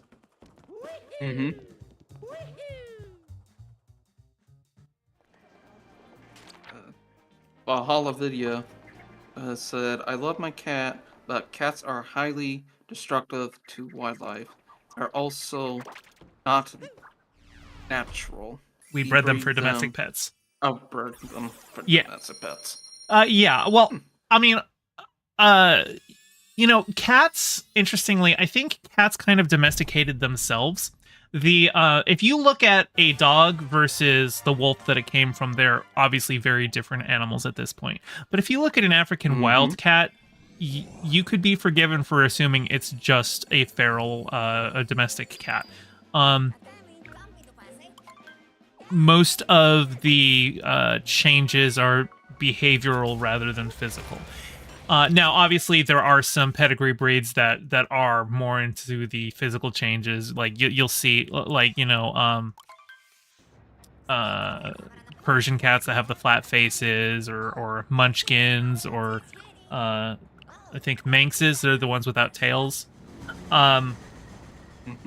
And so, like, yeah, there are some physical changes that we have bred in, but for the most part, most cats that you run into, the biggest difference between them and like an African wildcat in terms of appearance would just be fur patterns. That actually seems to be one of the first things that happens once animals are bred for domestication, is they start developing interesting varied fur patterns. Like there is the Siberian fox. It's an experiment that was started in the Soviet Union to breed a domesticated fox, and they noticed basically the only trait that they were controlling for, the only trait that they were selecting for, was foxes that were more amenable to being around humans. And with that, they noticed a lot of secondary characteristics that just suddenly emerged. And a lot of those were like dog-like fur patterns, you know, like spots and stuff like that. And also like their ears started getting droopier and stuff. Like they just started behaving and looking more like dogs. Just from selecting for being more comfortable with being around humans. Now, I wouldn't recommend trying to get a Siberian fox as a pet. I think it's actually quite difficult to obtain one because there's just like I don't even know if the breeding program is still being funded in it's out of Siberia, but I think that I think to get one, even if you can get it legally in your area, they're like possibly 5 digits. Like it's 4 or 5 digits to buy one. And they're only bred for you know, being friendly to humans. No other traits have been bred out of them. So like they're not potty trainable. They will still completely destroy your house. They pee on themselves all the time to mark their scent. So not a house pet. Yeah. But yeah. Ew. A lot of attention has to give them. So Quinn says big wild cats act just like little ones with a weaker punch. Yeah, like you can look up videos of big cats doing the exact same behaviors that small cats do. And like I have had cats that did not play gentle, and I can tell you that if they were larger, they could easily have killed me. Bean, though, Bean is a very gentle cat. One thing that I've been getting him to do lately is like jump up on the garbage can lid, because it's one of those things that can flop up. I just have him go on the top of that, not because I want him to block my access to the garbage, but because he's at good petting height there. But I will get him there with, I'll shake my treat bag and he'll jump right up. And then I will hold a treat in my hand a little bit above him, and he will jump up and grab my hand with his paws. He's very careful not to use claw there. And he's also very cognizant of the fact that he could be biting me, which means that he's so dainty sometimes he like doesn't even get the treat. He's just like trying so hard not to bite me that he just completely misses the treat altogether. Usually it's like I have to wait for him. He opens his mouth and then I put it in his mouth. But he's a very gentle cat and very concerned about hurting me, which is, it's nice to see, because that's not a trait that I usually see out of cats, is that level of concern for, you know, damaging your human. And it's definitely not something I trained in him. He came to us as a stray. So I have no idea how he was raised, but he was obviously raised in a household where he had been handled a lot. So whoever handled him had trained him with that. Yeah, because I know Marine well, I'm at my current address, but like a different address. I know that's how Marine, she was like, I think probably 6 months old, and she was a stray. And then we just took her in. And she's just been just a sweet girl. So, and just watching her grow, and now at my current place, she's just been a good sweetheart. Nice. And of course, I know, yeah. There was a and comic. I know my mom. There was a comic that I saw. I don't know if you know who Sarah Scribbles is. I do not. She does, it's a web comic, but there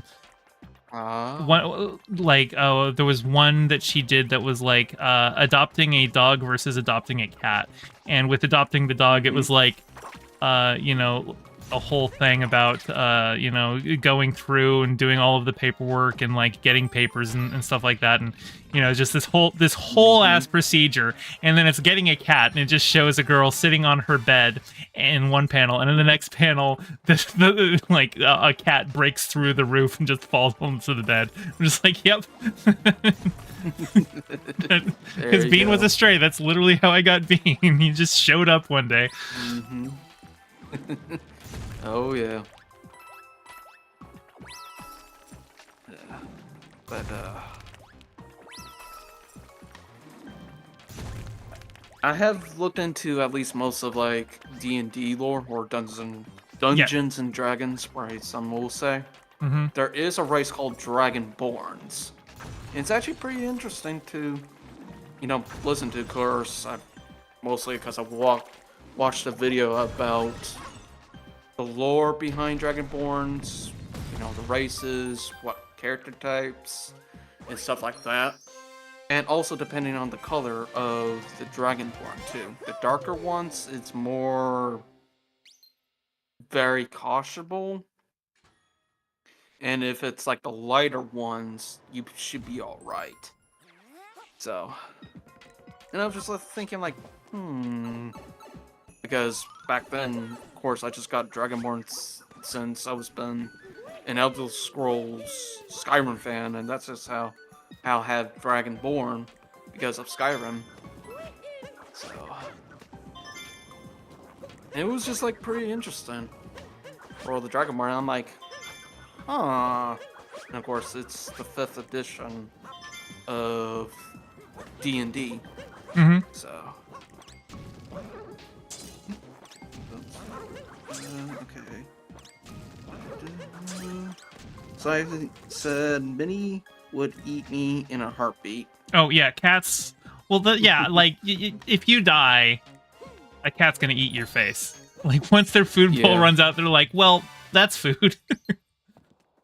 You know, they say it's just instincts. Like, well, I missed if one. food Where goes, is the one that I missed? yeah. Well, if one goes, well, at least I have another source of food. So, just based on instinct. All right. Well, I'll be right back. I gotta use the bathroom. Okay. Do you want me just mute my mic, then come back? Sure. If anybody else wants to come in too, by the way, the Discord is open. There is a link to the Discord in the description. And once you have joined the Discord and done the whole onboarding process, there is a little channel down there called Waiting Room. If you pop into that, I can bring you in.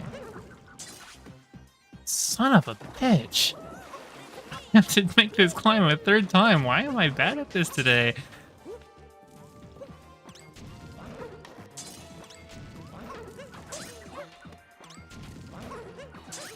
There we go. Jeez.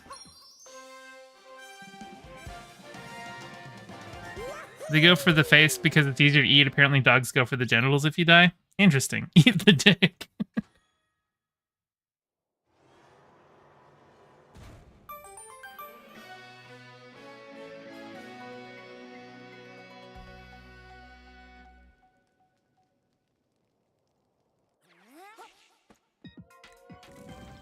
All right.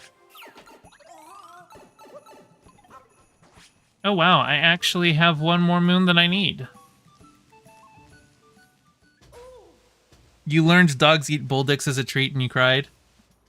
I remember when I was a kid in Russia, I was visiting somebody's dacha, which is a like a summer home garden kind of a thing. And they had a couple dogs, and they brought a whole ass cow head to feed to the dogs. So I just saw dogs tearing into this freaking cow head, and I'm just like, oh shit, I need to go talk to the guy. I was just on autopilot, and I realized I came up here for a reason. So yeah, I haven't seen a dog eat bull dick, but I have seen them eat just a whole ass cow head. Yeah, that is worse than dicks.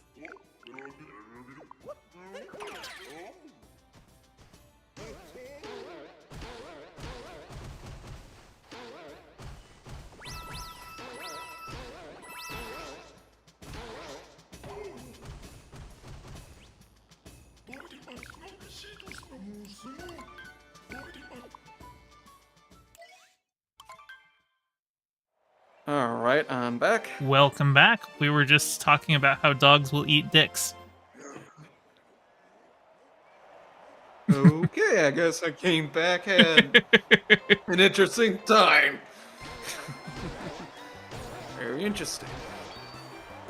So,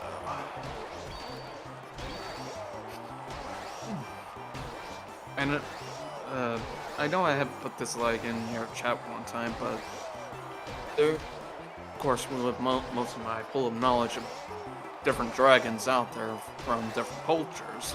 Mm-hmm. Have you ever played Warcraft? Because most of the dragons that I've played in video games have been from Warcraft. I haven't. Oh, there's a lot of good dragon designs in that game. Oh, yeah. Probably through different cultures.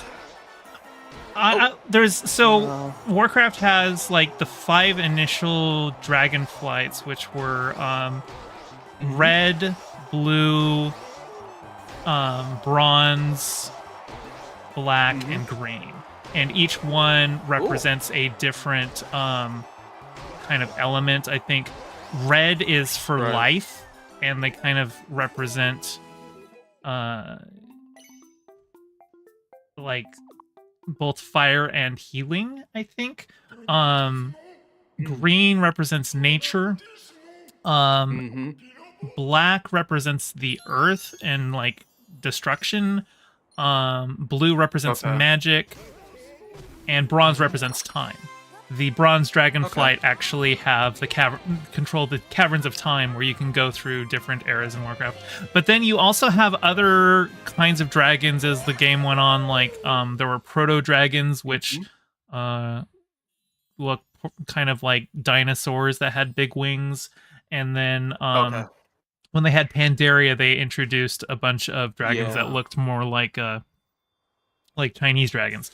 And Oh yeah, yeah. yeah, so Chinese. there's Mhm. a lot of good dragon stuff in that game.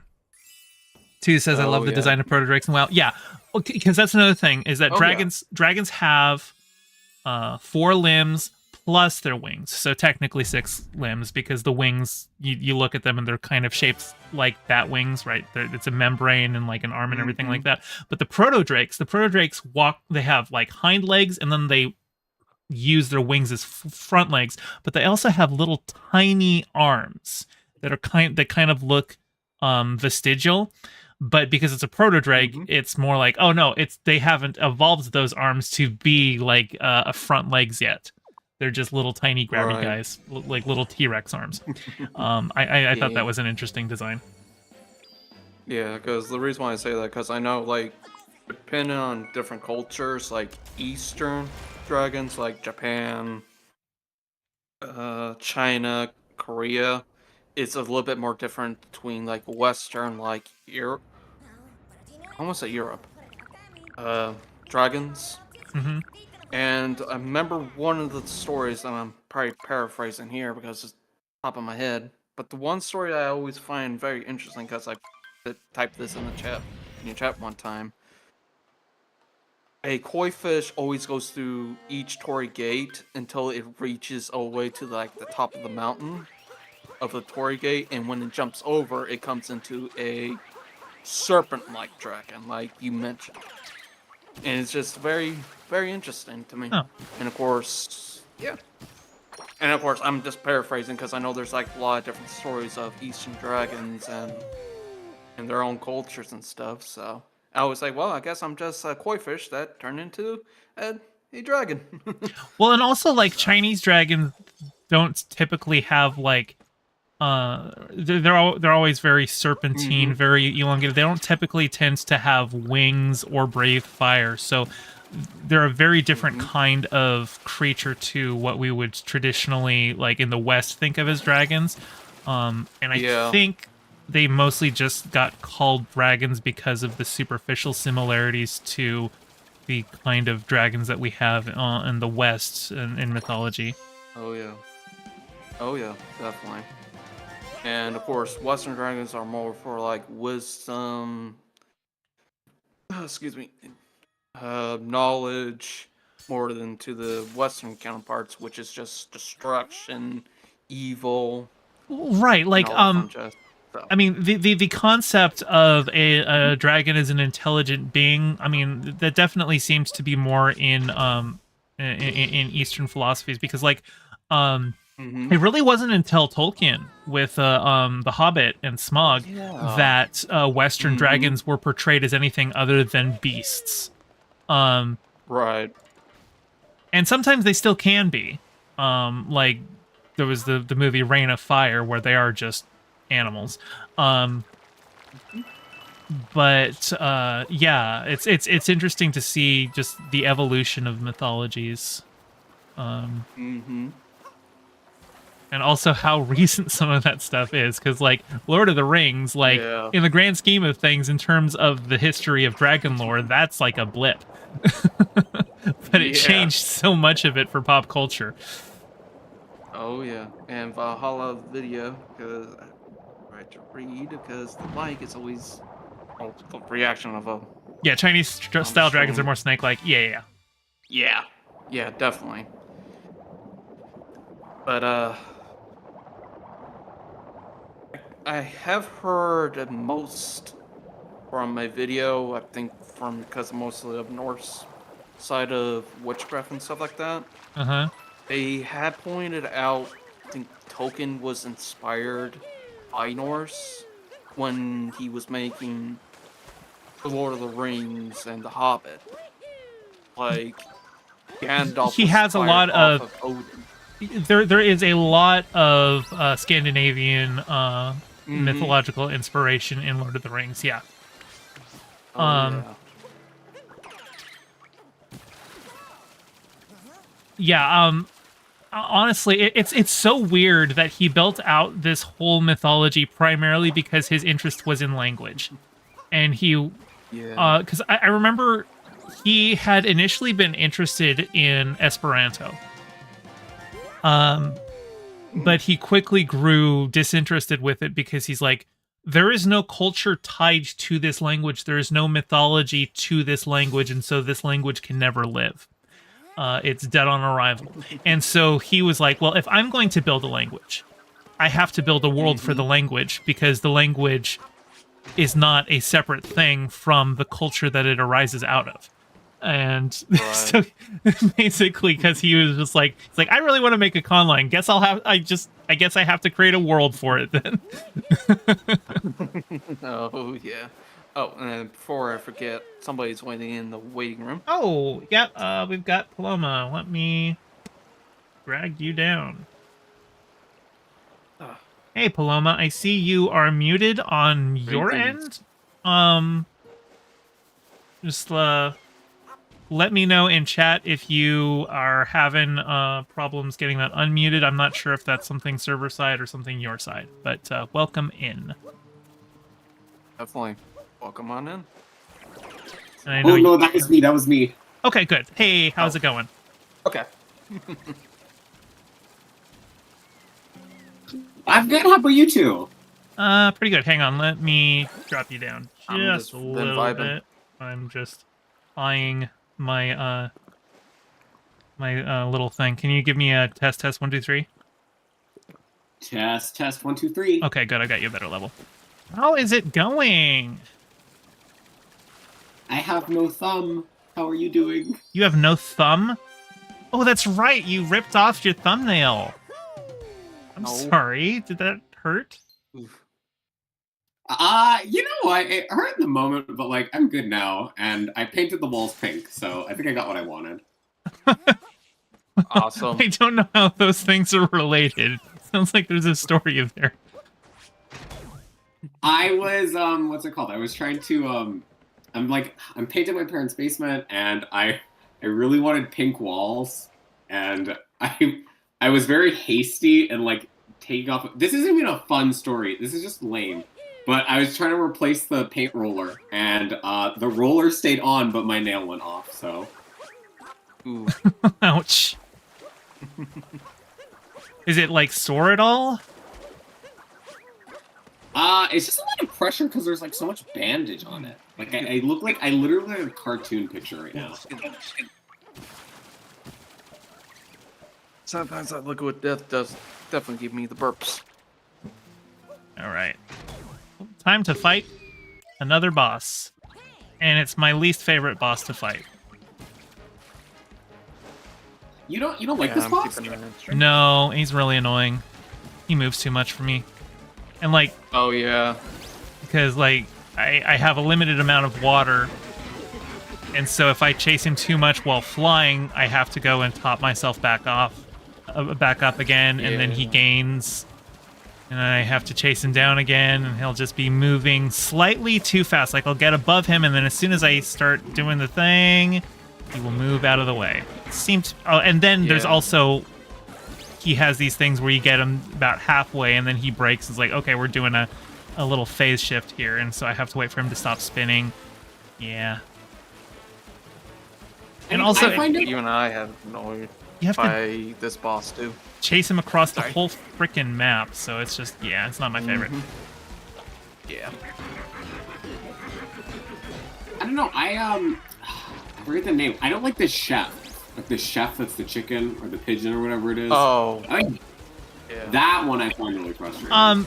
That one took me a little bit to get the hang of. I did not like that one when I was first learning the game, but I've gotten the hang of her now, so I actually quite like her. But this guy, I still hate. Yeah, see, he Yeah, just I don't dodged know. that shit. I hate that.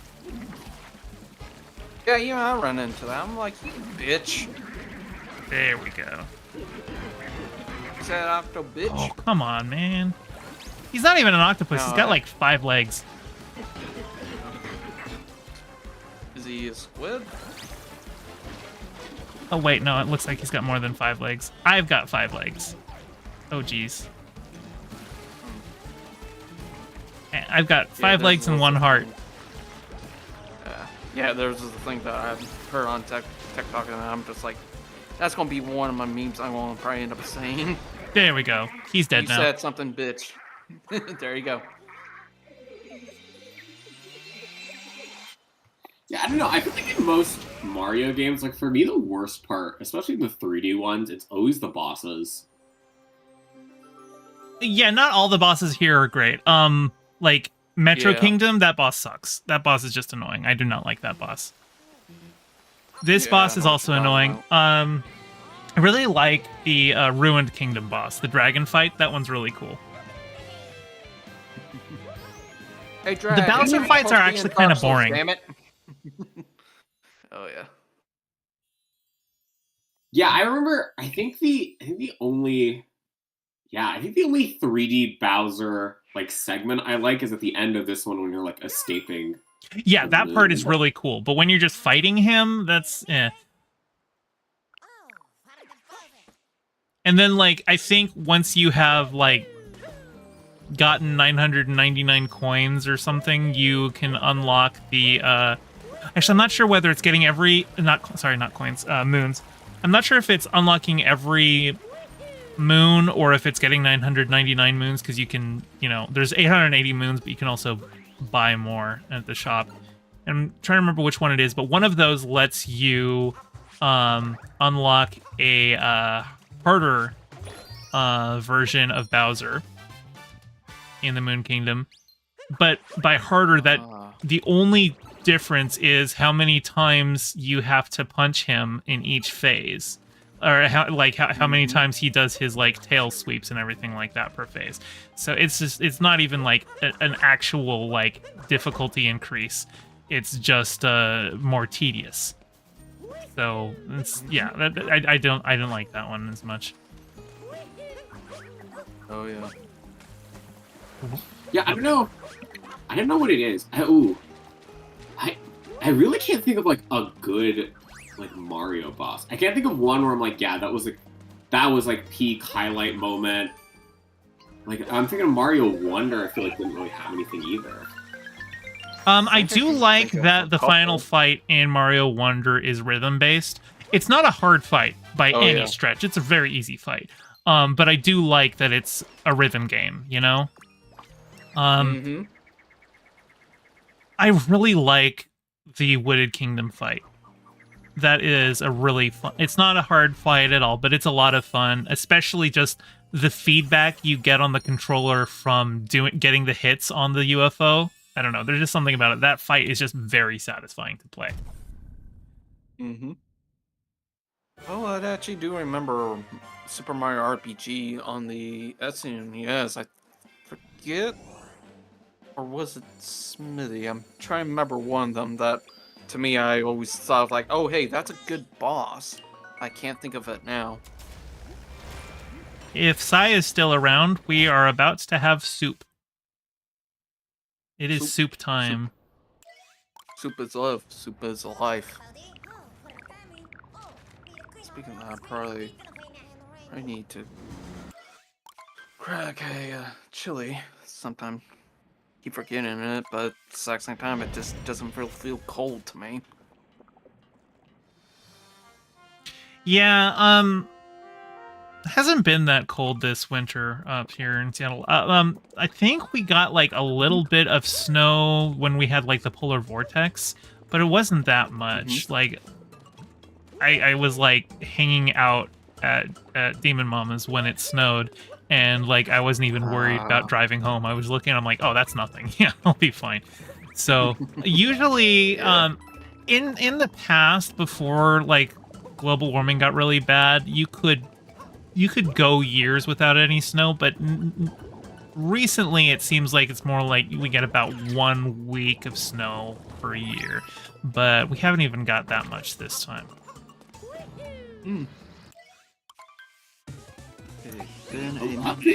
I mean, here in like Toronto area, we got what's it called? We got we got one kind of heavy snowfall, but like it's basically just been September this whole time. Oh yeah. Out here in Georgia, it was like really cold. Like I really had to turn on the heater for most of the time. Ugh. But now it's just like, eh. Yeah, I don't know what it is. I feel like now, like I've been used to like, I mean, like as a kid, like back in the day, it used to be like I remember like December, January, kind of February was like peak snow months. Like you'd be snowed in the whole time, and now it just feels like that's moved to like March. Like March is the snow month. That's weird. And I don't like that. I hate climate change. So Yeah. when I lived in Russia, I think the earliest day we got snow was like the first day of school, September 19th. So now in Russia, summer and like all of the seasons start on the first of the month. Like they don't do it on the equinoxes and the solstices. So it was already technically fall for Russia, but like, you know, that's all just an arbitrary classification. Based on, you know, the equinoxes and everything, it was still the last day of summer that we got our first snow of the year. But yeah, no, it was snowing like half the year there. But I liked it then as a kid because, like, for one thing, I lived in an area where it was, you know, the infrastructure was there to handle dealing with snow for half of the year, and you know, also like, you know, we had buses and everything like that, so nobody had to worry about driving through it except for the bus drivers, and you know, they're professionals. So I don't know, I liked that. I don't like it when it got so cold that my eyelashes started sticking every time I blinked, though. Oh shit, that does not sound good. It's weird, yeah, because like I didn't even realize that my eyelashes were freezing at first. I was just like, why are they sticky? Did I get like chapstick in them or something like that? But then I realized, no, they're freezing together every single time I blink. It doesn't feel like freezing. It felt like there was something sticky on my eyelids. Like in my mind, the way I imagine it is like they get stuck to like your well, they wouldn't get stuck to your, like in my head, like they'd get blown back and stuck to your eyelid. Like I feel like in my mind, I think like the motion of blinking would like unstick them.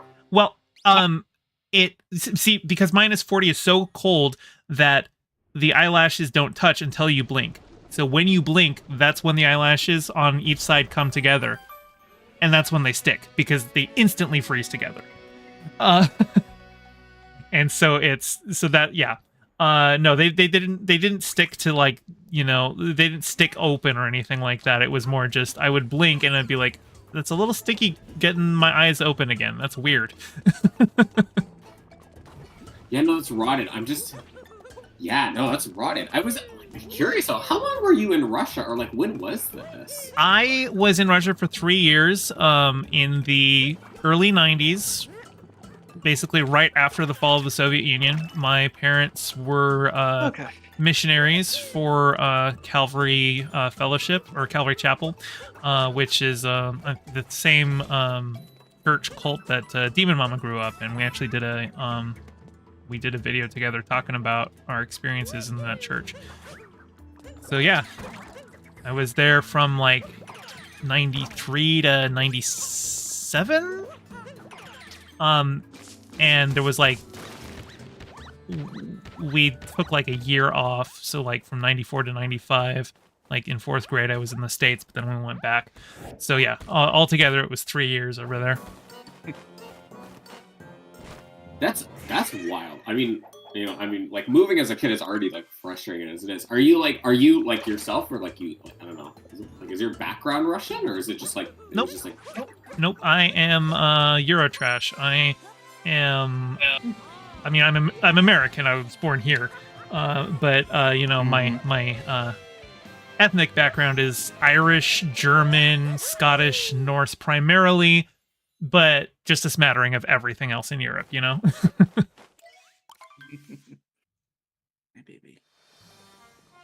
Yeah, no, that's just a lot. And like, I'm assuming you have to like pick up Russian there, no? Like, Oh yeah, my Russian vocabulary is very poor. I was doing Duolingo for a while to keep it, but like, you know, you lose it if you don't use it. And yeah, I'm very Russian. My pronunciation is pretty good though. Like I've been complimented on my pronunciation. But like, you know, I also attended a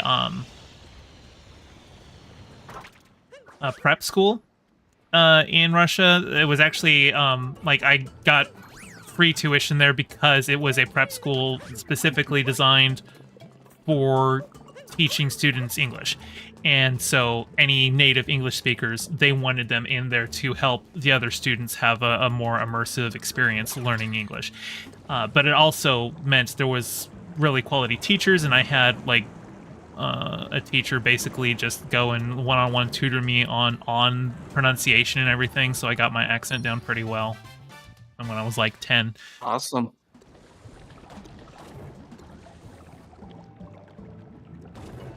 Yeah, that's I don't know. It just sounds like just a huge change. Because like how like I'm assuming like you're still a kid back then. That's just like a whole other country that like you don't even have a vague like background to. That's like holy shit. I mean, oh yeah, it was it's interesting too because culture shock goes both ways. Because I was a kid moving over there, you know, I was dealing with the culture shock of living in a whole new country. But I was also like I was there for 3rd grade and then 5th and 6th grades. In 5th and 6th grades, that's a pretty big formative time when you're starting to develop your own identity and your own interests. And like, you know, I was completely separate from American pop culture. So when I came back in 7th grade, I was like, I knew nothing and I was relentlessly bullied for it. It was actually, it was a really difficult transition back to the States. Right.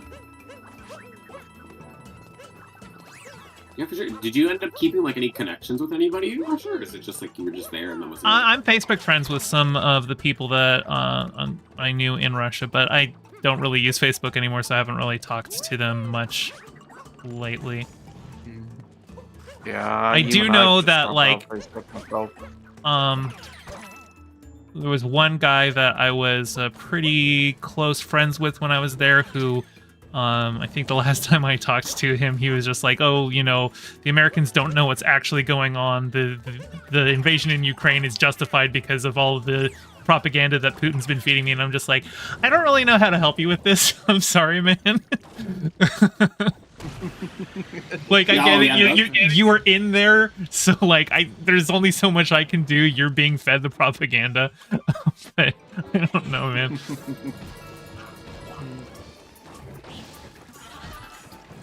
I mean, I don't know. It's just like it's like I have an awkward experience. I was in a similar like position like back when back in 2020. I made some friends with people like I'm a D&D player. This was back when like nice.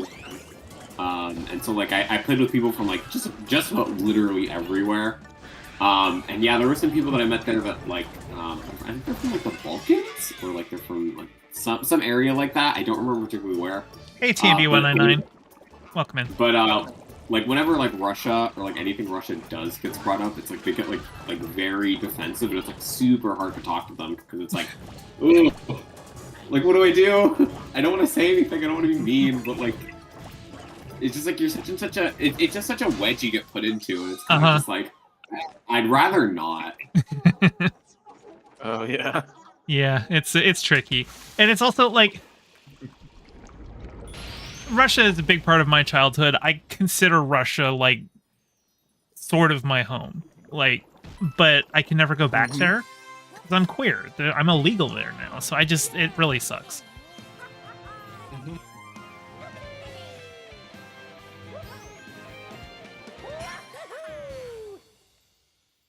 feel you.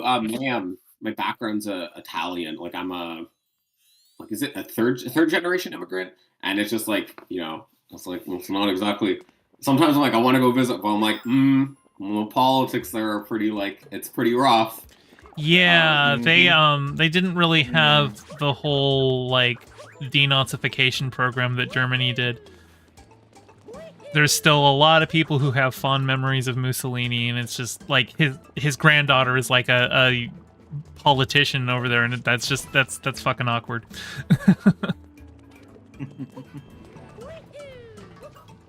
Yeah, I mean, is it prime minister or is it president? I don't know. I genuinely know. But wasn't she like a member of like his like party or something, or she was in a club about him or something like that? I'm not sure. I don't really pay attention to Italian politics. Neither have I. I kind of gave up on it after Mario got snubbed in the last election. I guess President Luigi's okay, but Mamma Mia. I mean, personally, I was gonna vote Wario for president, but of course you would. Of course you're gonna vote third party. Sure, go ahead, throw your vote away. Listen. Lesser of two Mario brothers does not work on me. Okay.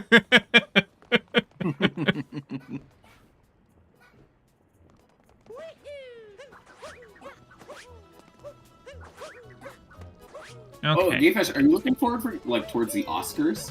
Well, yeah, I'm doing. I just did last stream. I went over all of the nominees. There's a bunch of movies that are there that I haven't seen yet that I'm going to be catching up on over the next few weeks.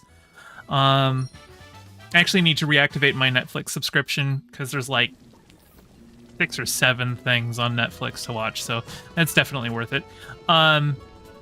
But yeah, I don't know. We'll see how it goes. Yeah, I just put out a video today talking about how everyone was upset because Margot Robbie and Greta Gerwig got snubbed for nominations, and I can definitely hear the argument for Greta Gerwig, but Margot Robbie has been nominated before, and she will have an opportunity to get nominated again.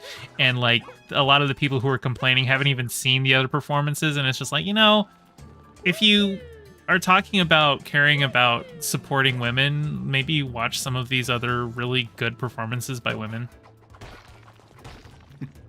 Oh, that's for sure true. I feel for me, it was more I don't remember Ryan Gosling doing anything that spectacular in the movie. I just rewatched Barbie the other day. He is actually really good. He's really good in that. He's doing a lot. It's a very cartoony performance.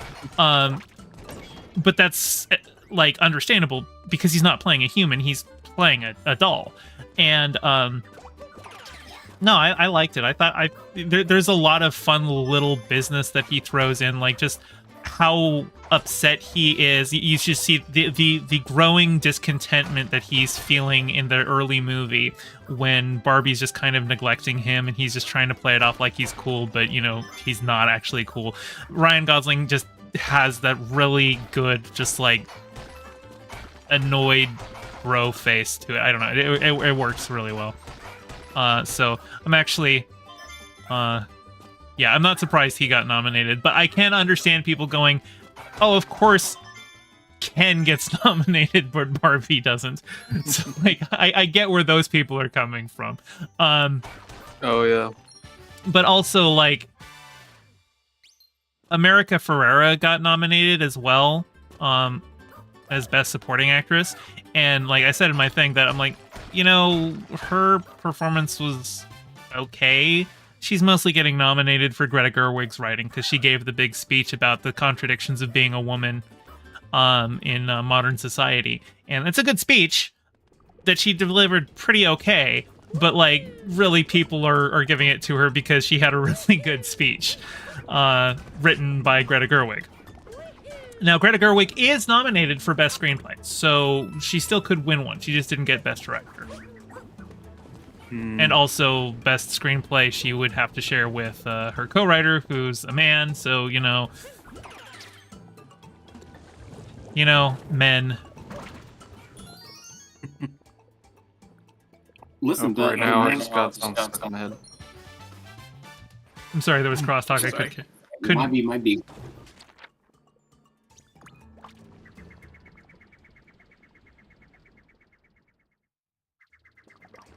Valhalla Video says, I hope Lily Gladstone wins an award non-binary. Oh, that's right. Lily Gladstone uses they, them, right? She, they. Yeah. Okay. Yeah. Hell yeah.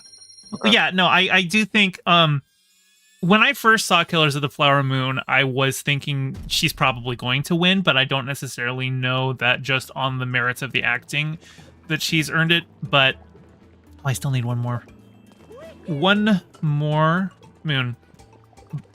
But at this point, I think I'm okay with that. I think I'm okay with her still getting it for, you know, political reasons, because never had a Native woman win before. And she pointed out, it's like, you know, why hasn't a Native woman been nominated before? It's, you know, our land, and you've been giving out these awards for 100 years, and I'm the first one.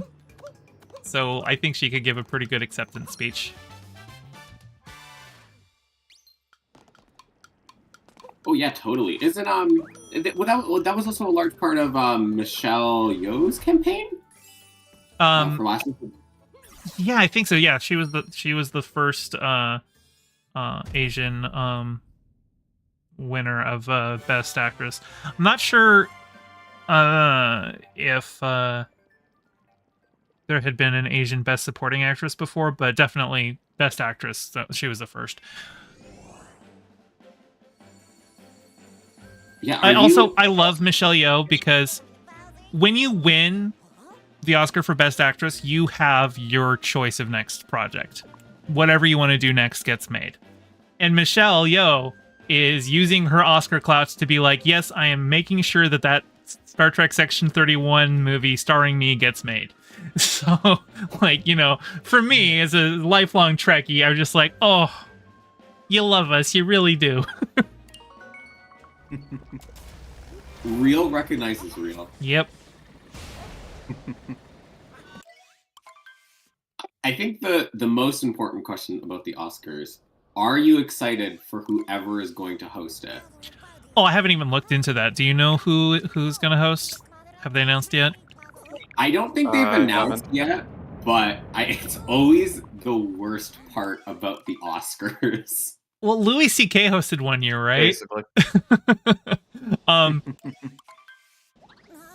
Now, this was, you know, before all that stuff was known about him, obviously, because once all that stuff got known, like, he's basically just vanished. But, yeah. I don't know.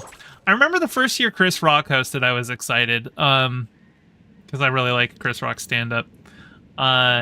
I remember the first time he hosted, he did a whole segment where he, like, went out to, like, a local movie theater and just asked random people there what their favorite movie of the year was, and, like, asked them about if they'd heard of any of the nominees. And I think he was like, have you...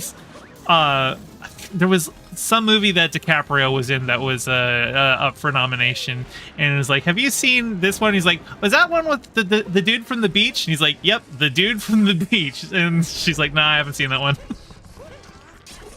But also just like, who thinks of Leo DiCaprio as the dude from the beach? Like, this was like late 90s, early 2000s, so I'm thinking Titanic, right? But no, apparently somebody watched The Beach and was like, that is the Leo DiCaprio movie. Apparently what Valhalla Video said, apparently it's Jimmy Kimmel. Oh god, that's so boring. I'm sorry. Didn't Jimmy Kimmel do it last year? Wasn't it Chris Rock last year? Because or was Chris Rock just presenting a specific award? Because was it last year or 2 years ago that Will Smith slapped him? That I'm pretty sure was 2 years ago. It was 2 years ago. Okay. Yeah, because they spent like half of last year making jokes about it. Okay, yeah, that makes sense. Yeah. I did not watch the Oscars last year. Obviously I'll watch them this year because I'm making content about it, but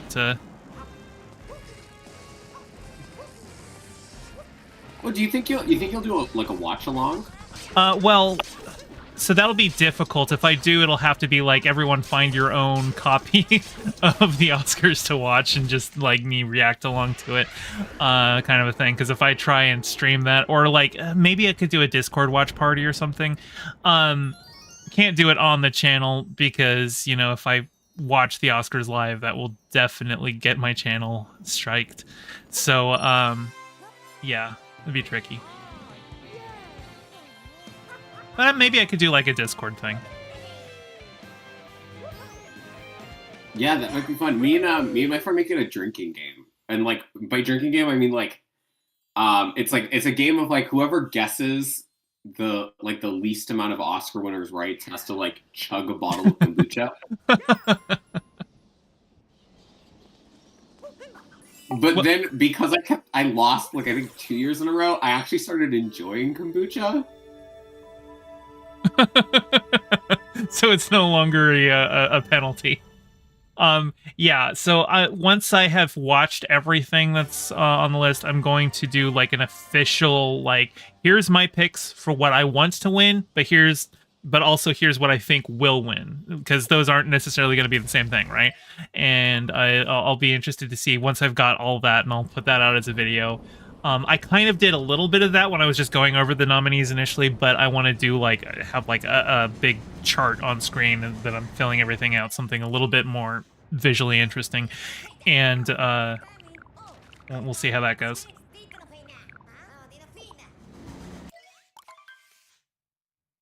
But yeah, there's I remember several years ago, Star Trek Beyond was nominated for Best Makeup, and it lost to Suicide Squad.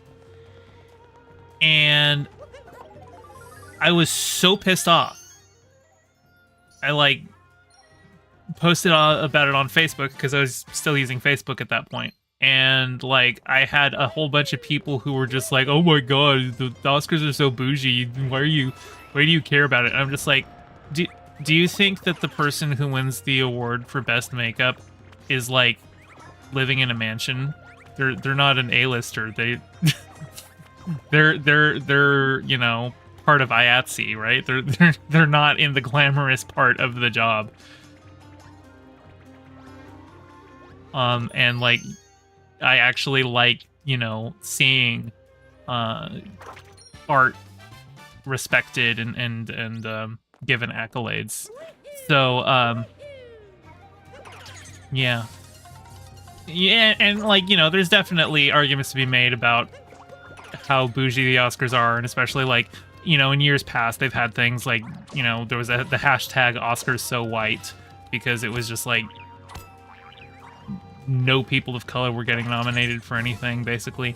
And you know, there's conversations to be had there, but I still like to see things awarded, especially if it's stuff that I really like. Like, you know, I get why people were pissed off that Margot Robbie got snubbed, because a lot of people saw Barbie and a lot of people really liked Barbie. So like, and they didn't see the other things, so of course they don't care about those. And like, I guess, I mean, hey, like, Super Bowl's happening soon, and so like the Seahawks aren't in the playoffs, so I don't care. When the Seahawks are in the playoffs, I pay attention. And so like when they expanded the Best Picture category from 5 nominees to 10, I think that was a good move, because it's like, oh hey, the Seahawks are in the playoffs this year, maybe I'll pay attention.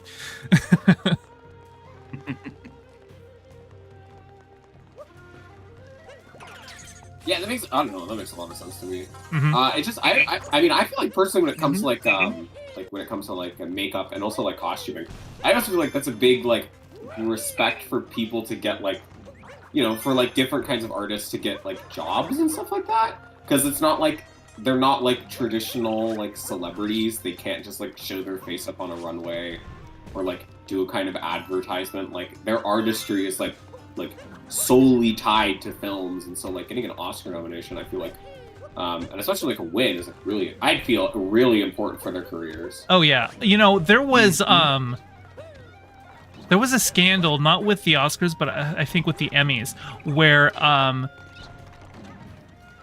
it like turned out there was, I think it was ESPN was submitting fake names that had actually won some awards, and then they would go and like scrape off the fake names on the engraved things and then give them to on-air talent and just be like, oh yeah, you won an award, and people are like, oh, I didn't even know I was up for one this year. But they just didn't look into it because you know, for like daytime Emmys and stuff like that, there's a lot of awards that go out and a lot of those aren't even televised, so you know, but apparently ESPN had been doing this for like 30 fucking years and it was only recently caught. But yeah, like for a lot of people, it's like having that next to your name is like, you know, Oscar winner. That can definitely help your career, especially for the quote unquote less glamorous ones. Obviously, the big ones are, you know, Best Picture, Best Director,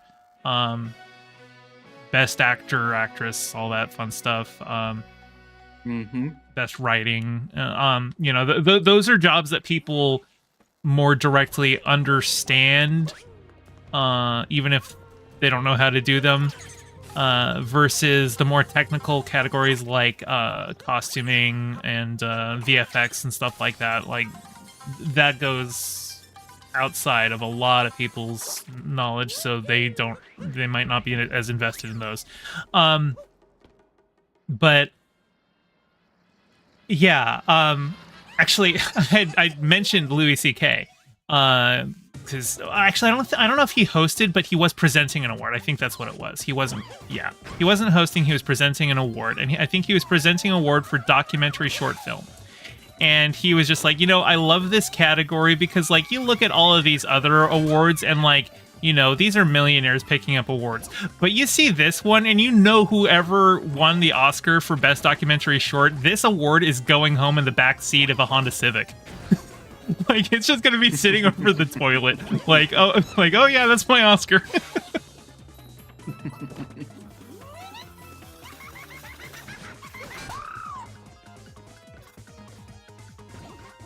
Yeah, I always me and my friend are big into like animation and stuff like that, and so we exclusively watch the Oscars for Best Animated Picture just so we can complain. So I haven't seen Robot Dogs. That's the only nominee that I haven't seen yet. I have not watched that one, and I think it might not be out in the States yet. I think that's probably why I haven't seen it. Hopefully it hits theaters soon. I know there's a couple films that, like, especially international films that didn't get a U.S. release yet, but still qualified for the Oscars and that are coming out in the next few weeks. But yeah,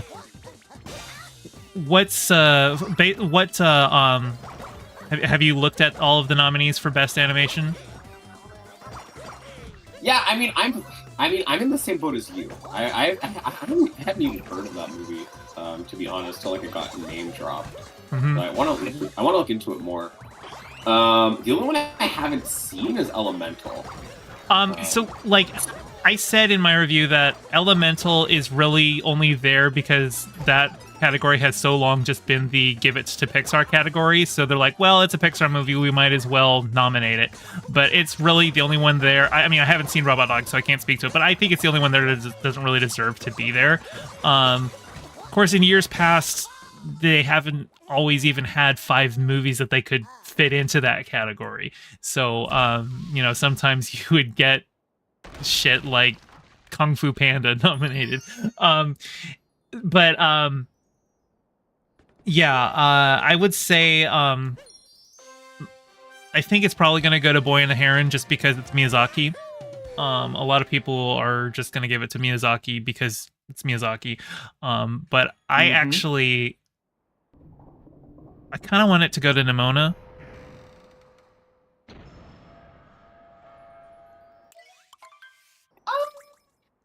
I don't know. Like, I'd be happy with it going to any of those. Like, I don't think, like, not Elemental, but if it went to any of the other 3 that I've seen, I'd be like, you know what? Yeah. Yeah, all of them would have earned it. But I kind of want it to go to Nimona because Nimona's the queer one. Yeah, you know what? That is fair. That's the true reason. I don't know. I feel like I don't know. I feel like this year I'm kind of split because I really liked Into the Spider-Verse. Mm-hmm. I really did not like how the animators were treated. Yeah, no, fuck the crunch. Yeah, fuck that. Yeah. Fuck that. And so it's kind of just like it's a real artistically beautiful, but like the stuff that went into it is just for me. I don't know if I can like personally like get behind celebrating a movie that is just built Made on that way. extreme conditions. Yeah. Yeah. I feel you. I really like that movie though. Mm-hmm. And I hope we don't get the sequel for like another 5 years. I hope they take their time with it. Yeah. Yeah, that's just the shame of it, you know? Like it's like you really want to enjoy something, but it's like there's just always that like it's just like congratulations, now there's always like a thought at the back of your head whenever you engage with this. And it's not fun, it's just kind of like it's just a miserable thing to remember about it. And really It's sad. like getting an Oscar for a Roman Polanski movie. Yeah. Oh, what was it? Who was it? The Bohemian Rhapsody movie. They gave it to that one guy after he got like accused of a bunch of like things. I don't remember. Did they? I thought they like fired him and brought in another director to finish it. I don't think he got any awards for that. Oh, I'm misremembering my Oscars history then. Okay, no, that's my bad. I'm trying to remember which movie it was. It might have been The Pianist that Roman Polanski won an Oscar for. I've seen The Pianist. It's a good movie. It's Adrian Brody is a piano player who survives the Holocaust, and but it's Roman Polanski, you know, who's a child rapist. So fuck him. Like, you know, you shouldn't give him accolades just because he made a good movie. He's a child rapist, so that disqualifies him. Exactly. Yeah, for sure. And Adrian Brody won like best actor for that movie. So you know, that's more what I'm thinking of. It's like that's the asterisk. Is like, oh yeah, you got an Oscar for a Roman Polanski movie. I'm sure Adrian Brody has conflicted feelings about that one. I would hope he has conflicted feelings about that one. Although, considering when he won that Oscar, he ran up to Halle Berry, who presented it, and just grabbed her and kissed her without asking.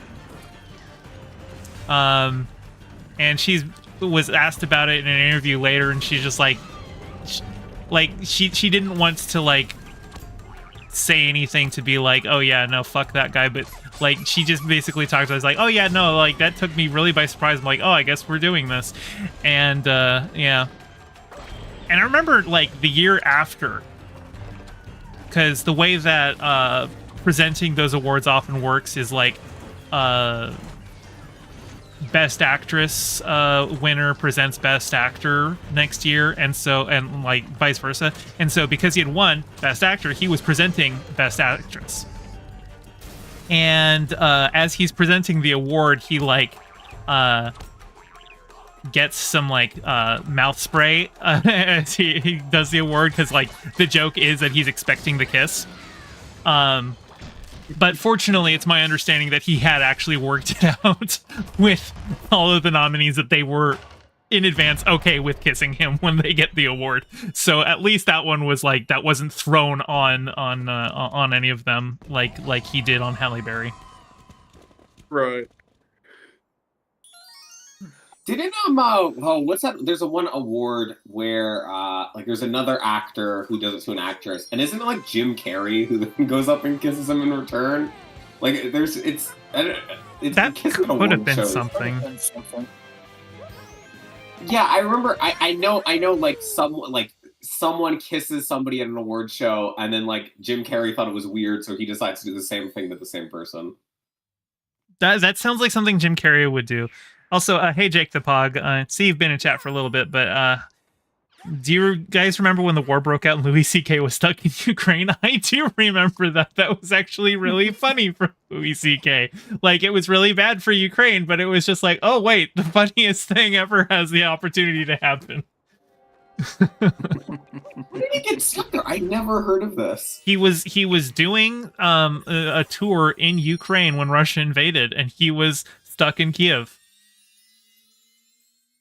Oh, man.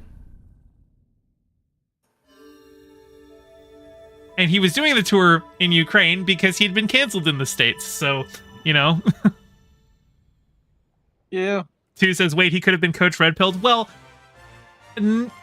he wasn't there to, like, give aid to the Russian troops, right? Coach Redpilled got Coach Redpilled because he was literally going to Ukraine to, like, give information to the Russians and, like, assist Russia's invasion of Ukraine. So Coach Redpill got Coach Redpilled for very understandable reasons. And Louis C.K., as much of a piece of shit as he is, I don't think that would be necessarily justified.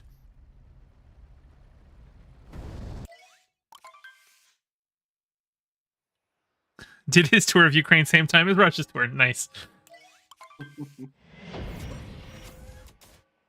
Oh, I see we got the leftist owl in the waiting room. I'm gonna bring you on Awesome.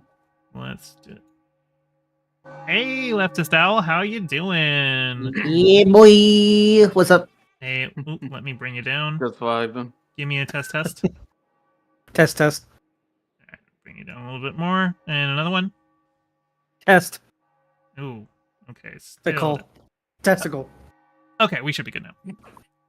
Whoa, not testicles. For some reason, I had you at 200%. I have no idea why. Fuck. Yeah, you know? Damn. I'm just an small beat. I need to be turned up. Okay.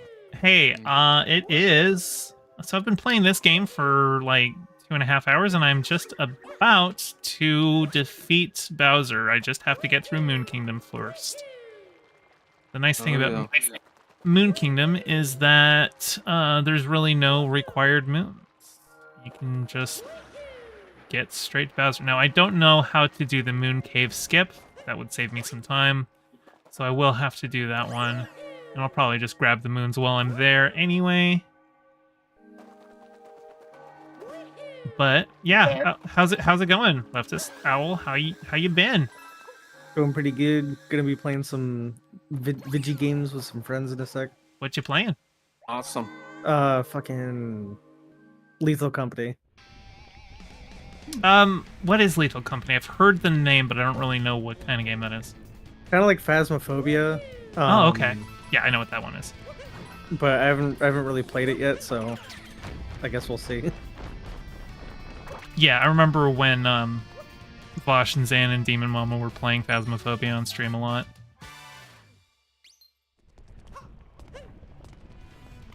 I really want you and Demon Mama and probably Chariot to do some like. I really want you all to do a Star Wars review because you all have like such like different perspectives on Star Wars, and I really appreciate it. But I also really want to see the three of you play like a horror game together because I think that would be funny. That would be Oh fun. no, I want to see Punish Jake on that panel too. But we have to have somebody with a bad Star Wars opinion.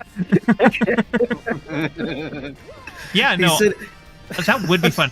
When Andor Season 2 comes out, I have to imagine that me and Demon Mom are gonna do like some joint content on it because like, yeah, I was the one who got her into watching it, and like, that was a lot of fun. Do we know if there's gonna be like it's gonna be continuing after season 2? Season 2 is gonna be the end. Thanks fucking God. Yeah, I like that they have like a planned ending for things. That is good, actually, to know when you want to end things and end them on your own terms. Yeah. Yeah, I can't stand shit that goes on forever. But yeah, so like the first season takes place over a year, but then I think season 2 is going to span 4 years because they want to bridge the gap between, you know, it was like the 5 years before Andor did Rogue One, so I think season 2 will end probably right about where Rogue One picks up.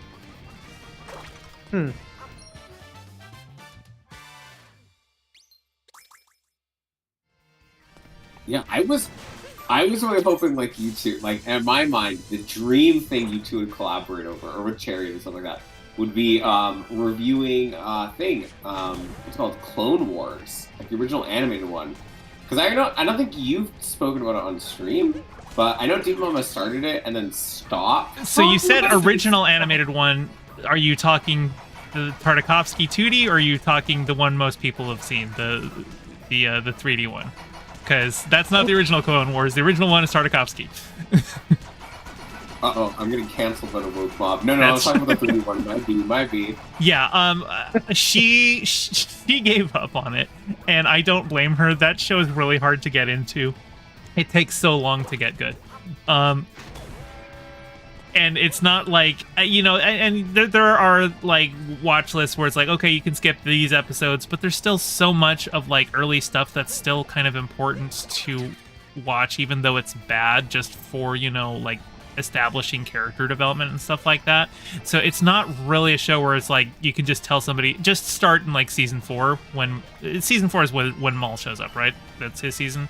You can't just say start it in season 4, because you're missing out on a whole bunch of stuff. Also, like, you kind of need those early seasons of Ahsoka being unlikable to really appreciate her arc. Damn. Well, no, like she was deliberately designed to be unlikable at the start, to have like a character arc. Like she was, you know, she's a little kid who's a little brat who's like, you know, brand new Padawan, and she's gotta have to learn. And like, you know, her arc over those 7 seasons is fucking phenomenal. Like the last 4 episodes of Clone Wars are probably some of the best Star Wars media that has ever been made. You know? Yeah, that's wild. Yeah, I don't know. I remember like truth be told, the 3D stuff was like the first like stuff of Star Wars that like I ever got into. I watched that as a kid before I ever watched any of the movies. I just have like such a like. I remember like nothing but like vague like images in my head. I have never gone back to it, but I really liked her as a kid. I don't know what it was. I remember. Well, I wasn't a kid when, because movie came out in 2008. I was born in 85, so I was very much an adult when that one came out. And I remember, I was like, "Are we really going with Sky Guy? Is that the nickname?" Okay, I think I don't like how these guys come at me because it's really hard. Yeah, like I hit the hat off of one of them, and then I can't throw the cap again before the other one like hits him and kills him. So like trying to find the right angle of attack here. Nope, didn't get that. Man, I keep seeing people like There we go. Like carry water for like a Last of Us Part 3, and it makes me so angry because there's just like no justifiable angle for a third game at all. Okay, let's see if I can get this one.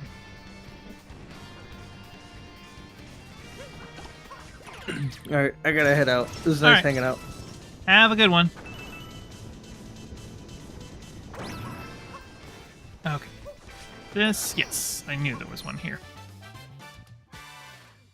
Oh, Gayfest, I was gonna ask. Yeah. Do you play Mario Maker?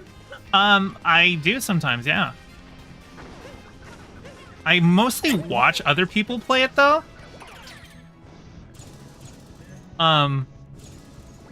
Especially because like one of my favorite categories is troll levels, and all of the best troll levels get banned before I have a chance to play them. Son of a bitch. I'm about to die. But I have played a little bit of it on stream. Like I played a couple troll levels, and that's a lot of Nice. fun. I would really like Mario Maker 3 to come out. Add in some Wonder, add in Wonder and SMB2. Because I think they had, because in Mario Maker 2, like, they have, Super Mario 3D World is, like, a separate kind of a category, like, it's a special category versus the other ones, because, like, when you make a level in any of the other categories, and you can, like, change it over to one of the other categories and everything pretty much stays as is, but if you change over to Super Mario 3D World, it has to like reset the level.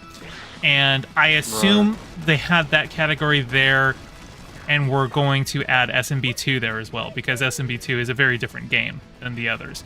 But then they decided not to implement that, and instead they just gave us the SMB2 mushroom, which, you know, has given some creative stuff for SMB2 levels, but it's, you know, it's a half measure. It's not the full SMB2 experience.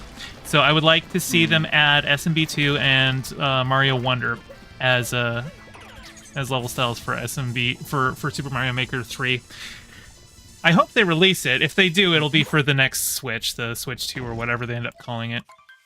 But yeah, or a Super Switch. Is that what they're calling it? I don't know. It's just a headcanon theory that I always That's say. a cool name for it, though. I Because- actually like that. Because, yeah, like Yeah. the Super Nintendo. Yeah, I like that one. Exactly.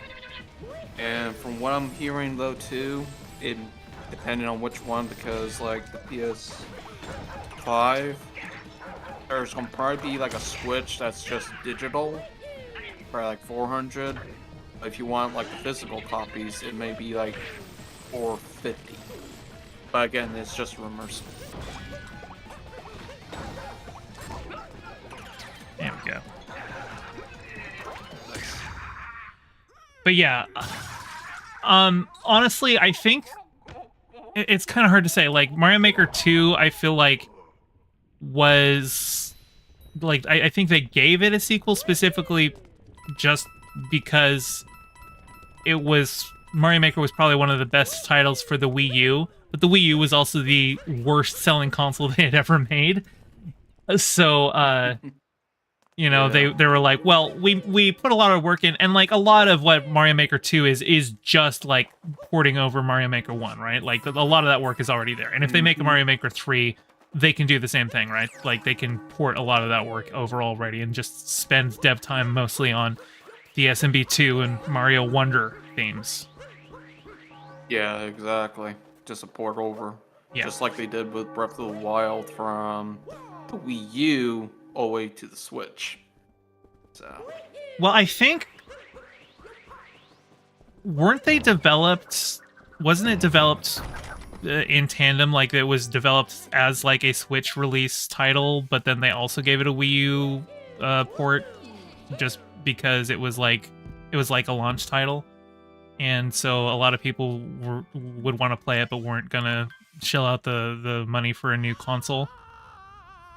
yeah, I think so. Yeah. So But yeah, it's not quite the same thing, right? Like it was developed as a Switch title. They just had a lesser port of it for the Wii U. Well, it was originally on the Wii U, but then they ported the Breath of the Wild to the Switch. So, yeah. I'd need to check the release dates on that. I was pretty sure that it just was released for both simultaneously.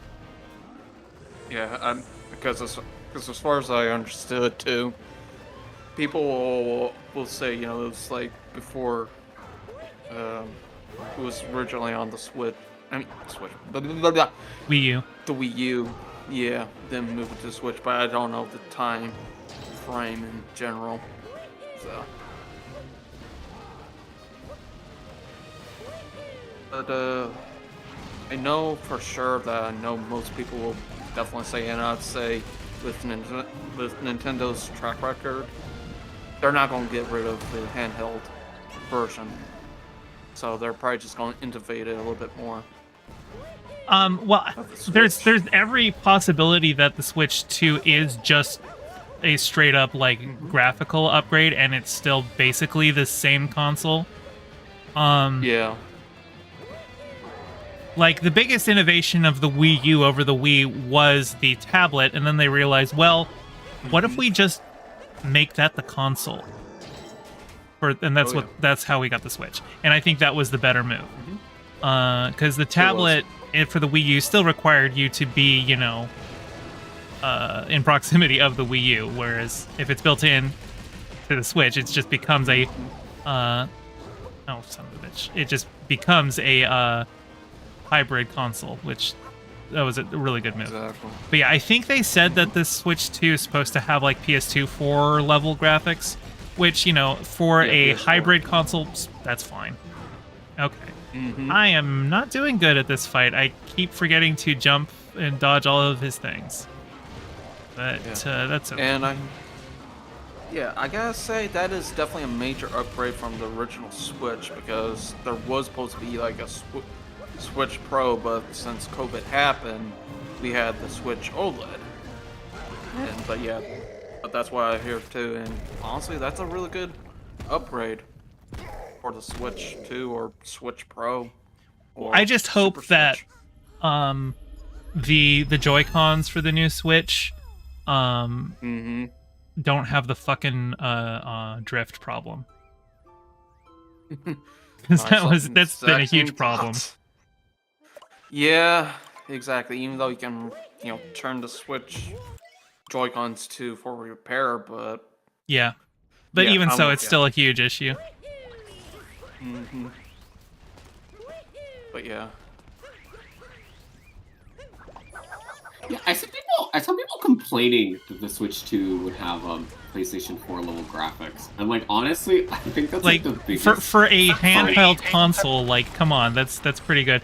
Also, like I don't care about, like, first off, PS4 has really good graphics. Second off, having more polygons and more fancy things, like that's like okay, like you can make a modern day Crisis or whatever, but like that's not really what makes a game good. Like the more polygons, that's not what makes a game good. Like Mario Odyssey, like, you know, this is a pretty blocky game for a lot of it. I mean, it's like I'm on the moon and look, everything's squares, right?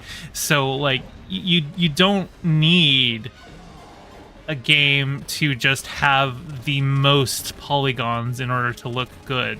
I think it's actually good to, you know, have a good visual and artistic style to your game. I think that's really what sells it. Like, I remember the first time I saw like a cell shaded video game, and I was just like, "Oh, that's so good!" And like, you can like it's actually like less graphically intensive to do than a lot of other things, because you're just like doing two-tone colors for a lot of stuff. But it looks really good. It looks really distinct. It does. Yeah, no, so I would much rather game devs focus on making really cool games with unique artistic direction and not just the next this is the most graphical what's the word I'm looking for? This is the most accurate looking video game ever. You can count the pores on the person's face, and you're never going to play this game after 3 months. It's going to be completely forgotten. But boy, are you going to remember those polygons while you're playing it, you know? Yeah, and definitely not like rushed to meet demand and had to patch out like a lot of major bugs later. Like the Genesis Sonic games are still so good, and that was like you know, that was all pixel art. And then Sonic Mania came out, and like that's such a good game. It didn't get anywhere near the play it deserved. But like I would play Sonic Mania a 1,000 times over before like I'm really inclined to try a new 3D Sonic game, you know? I don't know, just Yeah, I think like, my other problem is that when graphics try like too hard to be really realistic, the problem is that like after. Sorry, hang on. I just saw Twos was asking if I was at capacity for Collins. I just noticed Twos is in the waiting room. I'm gonna bring Twos in. Hello, Twos. You'll need to unmute yourself and then give me a test. Hello. Okay, let me drop you down a There little we bit. go. Give me another Test, test. Okay, Test, we're good. test. Perfect. Hello. How is it going? Not too bad. How about you? Oh, I'm just hoping you don't do another 9/11. Well, no promises, I'm trying to remember That- how did we start that joke? So for those who don't know, I made a fake tweet from Twos, dated September 10th, 2001, which is before Twitter even existed. But the tweet is, tomorrow I will do 9/11. Damn. I don't even remember, and I don't have the account that you quoted that on, so I can't look it up. That's right, because that one's on Chode Sage, and you don't have that Yes. anymore. Yeah. You cuck capitalism now. So we'll never find out why I did 9/11. Well, what is it? 25 years is when the CIA starts declassifying records. So we're only 2 years away from having a bunch of 9/11 related documents declassified. So we'll Just find look out why for the my fuck name. you did it. Yeah.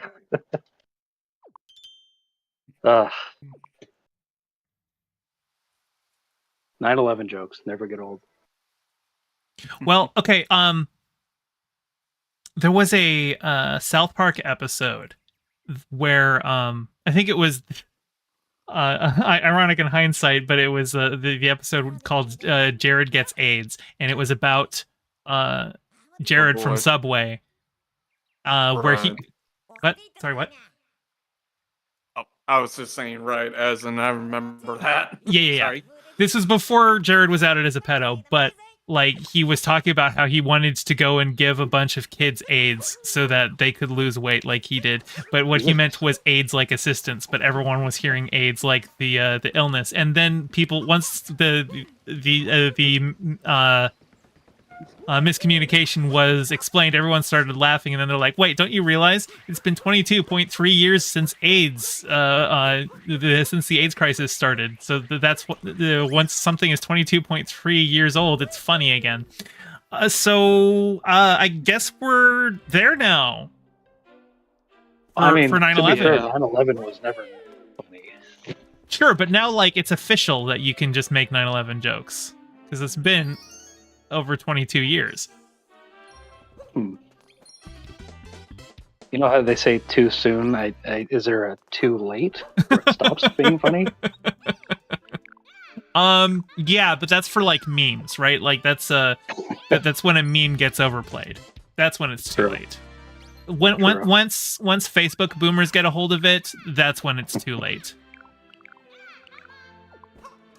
Ugh.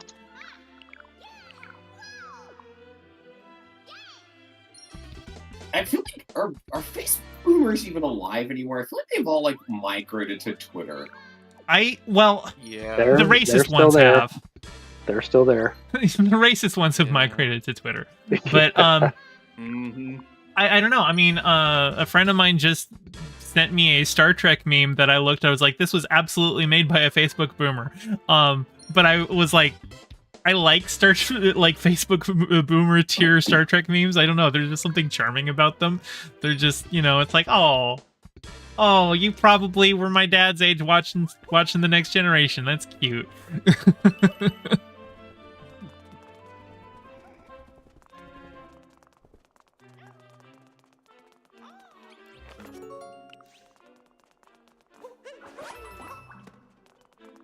So you were talking about Miyazaki, I believe, earlier. Yeah, And Boy I and did the Heron. actually have. I did have a media recommendation. Yep. I don't know if you've heard of Scavenger's Reign. I have not. It's an animated show. The best way I would describe it is kind of Studio Ghibli meets sci-fi horror. Oh, that sounds interesting. I haven't seen much Studio Ghibli, but the reason I say that is because like the design of some of the creatures, aliens in this show give that kind of vibe, like whimsical and kind of weird. Right. Yeah. I get what you're saying. Yeah, I can picture it. Yeah. So imagine that, but with some sci-fi horror kind of aspects. Yeah, I think that could actually translate pretty well. There we are. I always forget where these tiles show up to stomp on them. There we go. It does kind of require some kind of suspension of disbelief, I think it's called, because... Oh, I can't do that. I can't suspend my disbelief. So the concept of the show is like they're stranded on an alien planet. Uh-huh. And a bunch of the show is like they're like surviving in a rugged environment. They're using like the plants and animals as like different kinds of tools. Like I think the very first scene of the show is like they need to jumpstart their escape pod, and so they break open this one fruit and use like the fibrous pulp of that fruit, and they lay it out in a line. Uh-huh. And then they take like the secretion of another animal and sprinkle that over the line, and somehow that creates a power conduit that they're able to connect between. So they're just playing Minecraft. Yeah, exactly. And it's like, how did you discover these things that work together? But I don't know. If you can suspend that bit of I think I can do that. I think I can. Yeah, I think I can handle that. Yeah.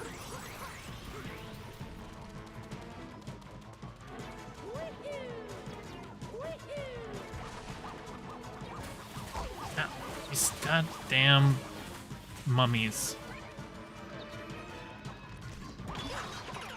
I don't know why these mummies are even here. This is like, I mean, it's a desert-themed boss, but it's like Mesoamerican desert, right?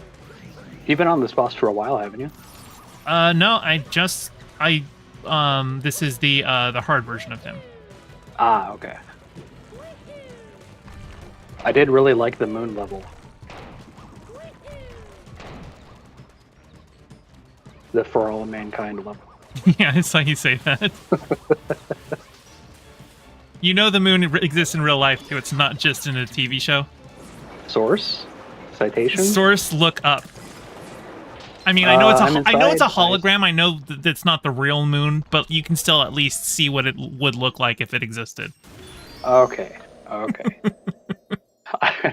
One of my favorite things to do with like flat earther types is to like like moon landing denier types is to like one up their conspiracy. Uh-huh. So I'll be like, well, you think the Earth is real and not just a projection from the moon? Yeah, we're all a simulation on the moon. Exactly. But wait, if the Earth doesn't exist, then why is it called the moon? What's it orbiting? Checkmate, liberal. That's a good question. It's orbiting the. At least it's not flat.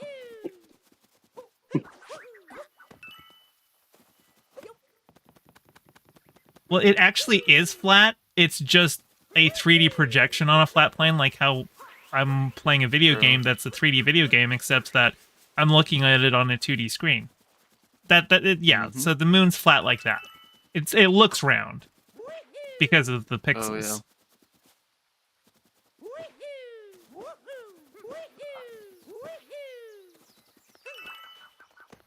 For a second, I think the moon is just a big painting up there. That would be cool. Yeah, but who changes it out? Because like it goes through phases and stuff. Da Vinci, the only painter. Da Vinci's the only painter. Nobody has ever painted after him. Yes. He didn't even make that many paintings, right? Like he was like designing. He was like an engineer. He was designing gadgets and stuff like that. I think he only has like 15 paintings to his name. 15 more than I've made. Okay, fair.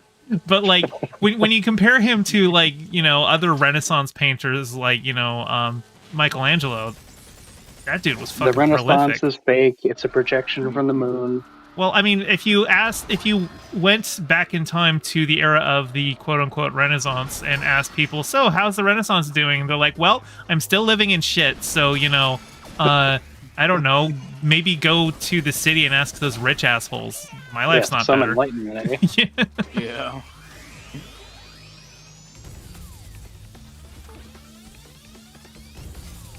That Mario level, I think it was a conceptual level where it was like it was a 2D Mario, but it was in like a 3D environment. Yeah, there's a bunch of those in this game where you can just go 2D for a little bit. I think this was a conceptual level though. It was like in a like you were a Mario sized in a giant.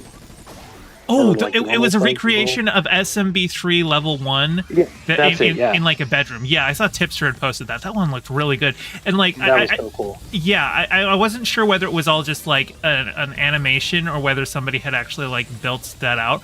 But like there's like the sub-zone where in that level you can find the number 3 spelled out in coins.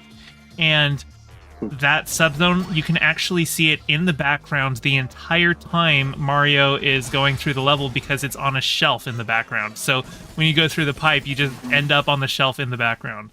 And it's like, oh, that was a really good touch. Yeah, so whoever made that one put a lot of love into that. That was a really, really cool. Indeed.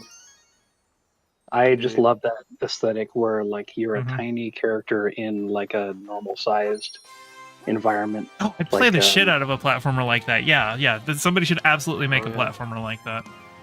It's why I loved. I don't know if you're familiar with Counter-Strike at all, but there's a very famous Counter-Strike map, DE_rats, where you're like the size of a rat in a giant kitchen, basically.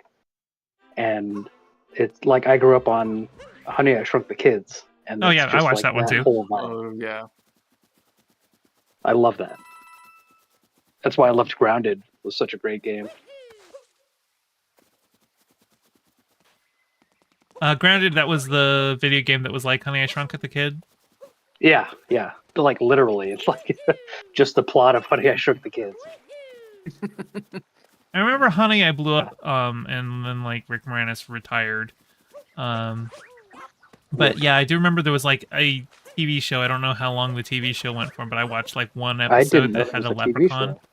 Well, it was in that era where if it was a successful movie, they turned it into a TV show and didn't have any of the original cast back for it.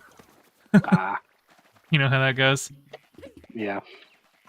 Although sometimes that worked out pretty well. Buffy the Vampire Slayer was a movie, and then Joss Whedon turned it into a TV show, and it was worked out a lot better, I think. Yeah. You know, gripes with Whedon aside, I think Buffy still really fucking slaps as a show. Never got into it. Well, if you've ever watched any of the CW like Arrowverse shows, you've basically seen Buffy. Like basically every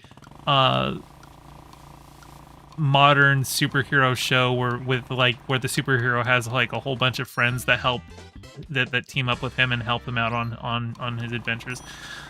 Basically every single one of those just took the format of Buffy. Like Buffy isn't traditionally like talked about as a superhero show, but like that's just because she wasn't like an established comic book character beforehand. She's absolutely a superhero. Gotcha.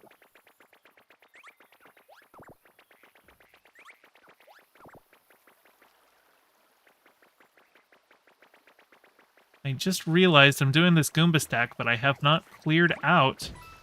Oh, well, I just kicked a mushroom into that Goomba and knocked him into the river and he died.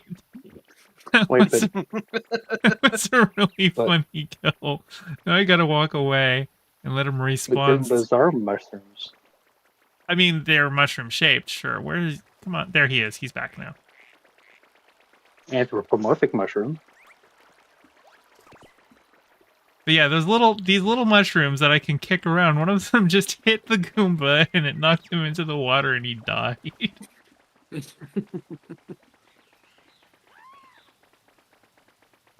Well, I don't know if this Goomba stack is going to stick around for me to drain the water.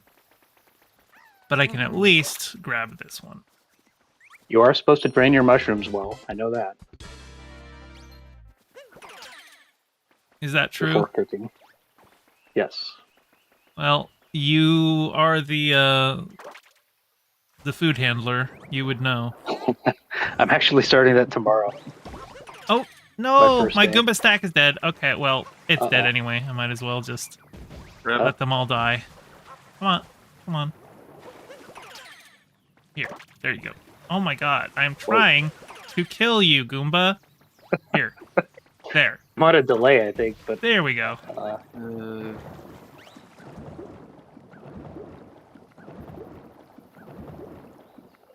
Yeah, I got off the Goomba stack, and then they just immediately went into the water, so I'm like, alright, well, I'll have to rebuild that anyway. Well, I guess they want to test the water.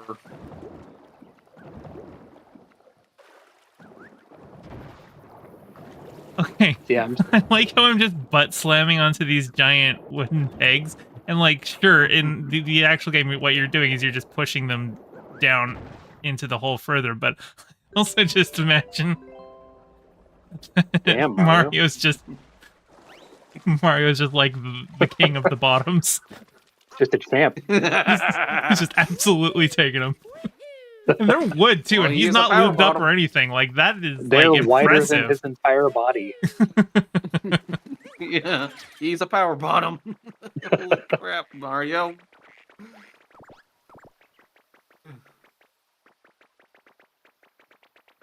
So yeah, I'm starting that new job tomorrow, and I'm kind of like riding the alternating waves of excitement and anxiety. Yeah, I know how that goes. Yeah. This is a nice distraction. Hello, Goombas. Come here. Okay, Goomba stack has been reacquired. Nice. Now, hopefully this will impress Goombette. She is a size queen. That she is. Is that a mechanic in this game? You have to. Yeah, that's why I'm getting the Goomba stack, because there is a Goombette who is up. Yes, she's right over there. That's why I had to drain the water, is because she's on that platform, and I had to get the Goomba stack down here. And then I go up to her, and she likes how big my Goomba stack is, and gives me a star. Yeah. Then goes bound chicka wow wow after that. I like I how mean, she's you got see the the Carmen heart. Sandiego hat on. Yeah. Where in the world is Carmen Sandiego?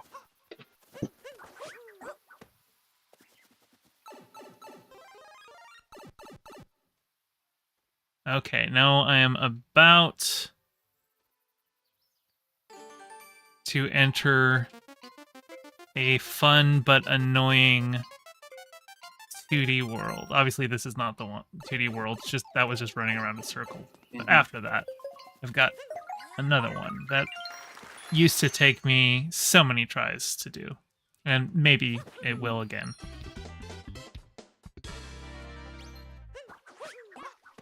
I love how delayed it is because you'll like start explaining something and then have to like wait a minute to like get it. Get what's going on. Well, fortunately for the viewers, everything's delayed for them, so they get it correctly.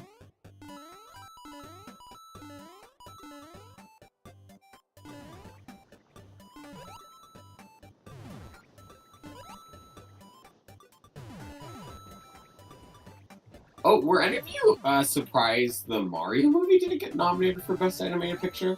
Not at all. Oh, By all accounts, that it was a little bad. bit. Did not see it.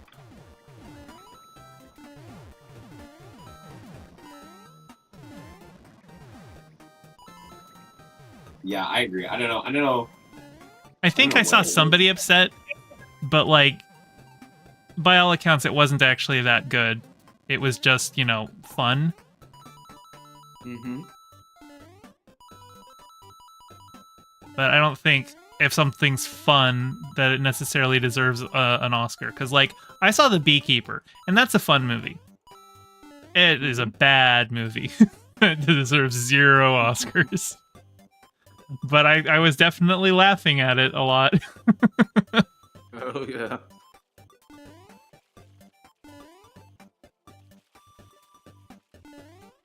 Actually started watching Wonka based on your recommendation, Correct. and it's great. I love it so far. Yeah, it's really good. I had kind of conflated it with the Johnny Depp one, so I assumed it was dear. also horrible. Oh man, I almost beat the level, and then I like walked right off of the right out of the 2D area, and now I have to start the whole thing over again. That sucks. That was like the worst What? possible Don't- place to do it. You'll see it. That level looked Just wild. Oh, Oh, like oh, I just did it again. At least that was right at the start. Let's see how many of these I go through. Fesh, did I see Vince McMahon has resigned at the WWE? I did not. I don't really pay attention to wrestling. I hope he resigned in disgrace, though. Because Tipster's live and he's going through the allegations of Vince McMahon. Sounds like he resigned in disgrace, then. So.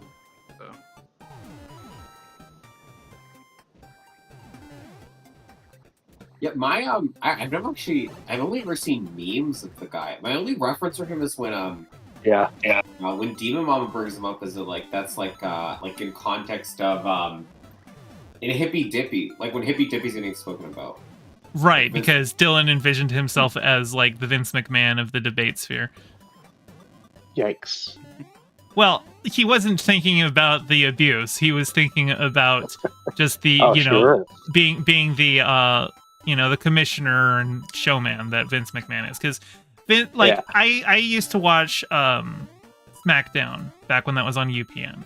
I think that's about the extent of my engagement with WWE, but it was fun. And, like, Vince is an entertainer. He's just also, a massive piece of shit. Oh, yeah. Are these planets you're jumping on, or? I don't know. Possibly. Reminds me a lot of Yoshi's story, where you go around on the planets or something. Well, wasn't that like the main mechanic of Galaxy?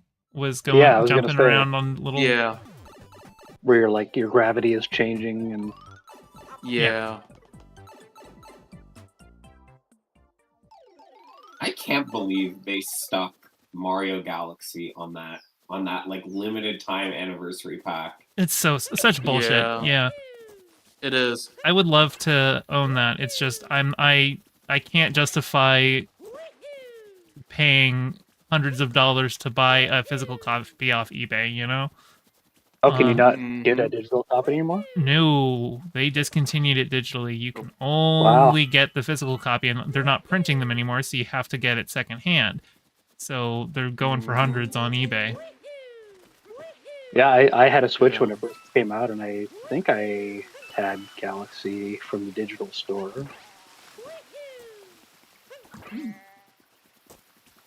If I recall. Okay, we are doing the sheep hunt right now. That's what I'll never understand about Nintendo. Nintendo has like such a big catalog in the background, and there are so many people who would actively buy Nintendos. Like, just if you just slap everything back onto the eShop, people would buy that like crazy. I have no idea why they refuse to do it. Like, just for anything. They just hate making money. Even though it will hurt them in the long run because they want to make money, but they just don't. Well, Yeah. also like the the corporate side of Nintendo and the creative side of Nintendo just feel like such at odds with each other. Yeah. Like how aggressive Nintendo is with like going after emulation and like just generally like a lot of content creation around like just streamers and stuff like that. Like Yeah. I will often get my videos demonetized because I was playing Mario Odyssey and it picked up the music and was like, "Oh no, you're playing this music. You can't monetize it. We're taking that money now." And it's like, "I'm playing your fucking video game. What are you doing?" Yeah. Sheep.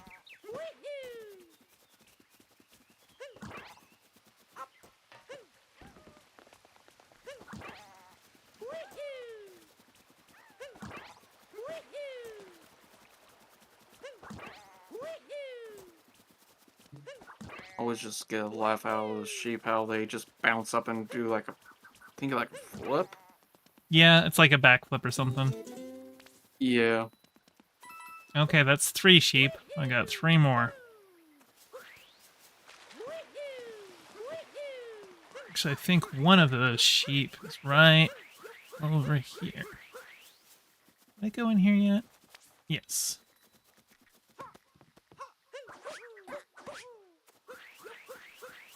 I don't know why, but these sheep are making me think of Pal World. Well, I haven't played Pal Look World. like that first enemy. I haven't played either. Pal World either. I've seen some of it. I've just seen people bitching about it.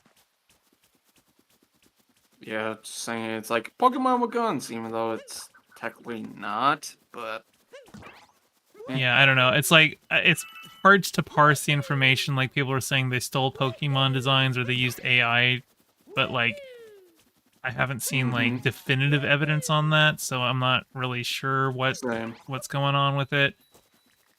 yeah. Yeah, Valhalla video says Power Word looks good, to be honest. Yeah, it does look good. It does look good.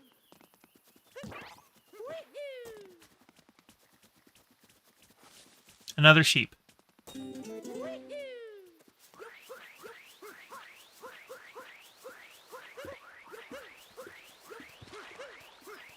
Okay, the company has released a statement saying they didn't use AI. Oh, okay. Thank you for Valhalla video. Almost said Vati video for a second.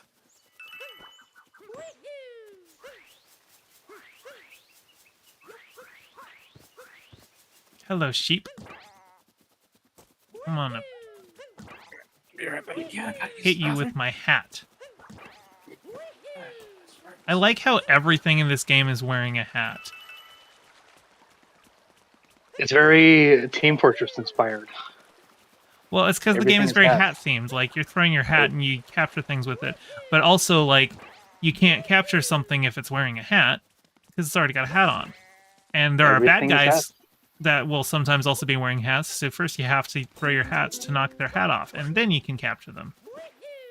Life is hats.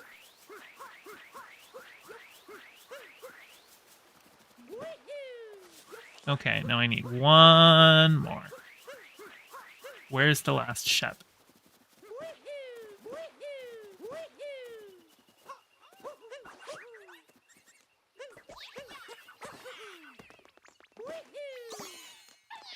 I got a bunny.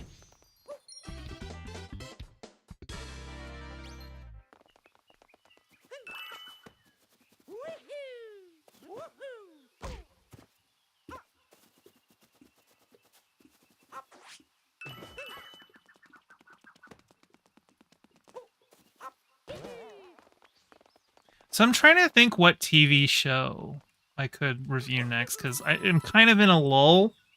Like, Invincible isn't coming back until March.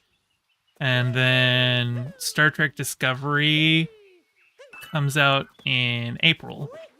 So I've got that, but it's still January. So I've got a little bit to go. Now, obviously, I've got more movies to review. Like, you know, I see 3 movies a week in theaters, but then there's also the Oscars stuff that I can catch on Netflix. So that's probably more stuff to review. It's just, you know, trying to make sure I've got enough content coming out. You should force the showrunners of For All Mankind to like get a move on and like release that next season early. You know, I don't even think I've seen if season 5 has been officially greenlit. Oh, I hope it is. I know that they have said they have plans for 7 seasons, and Apple TV does seem to be one of the streaming services that like does like have faith in its products and doesn't cancel them before their time. that's good. So it's probable that it'll get renewed. Because, like, the whole plan is, like, every season they do a time skip, and season 4 ended with a time skip to 2012, which means season 6 should be present day, and season 7 will be the future, and I want to see what the future is. Yes. All right, I'm back. Hey, welcome back. Thank you.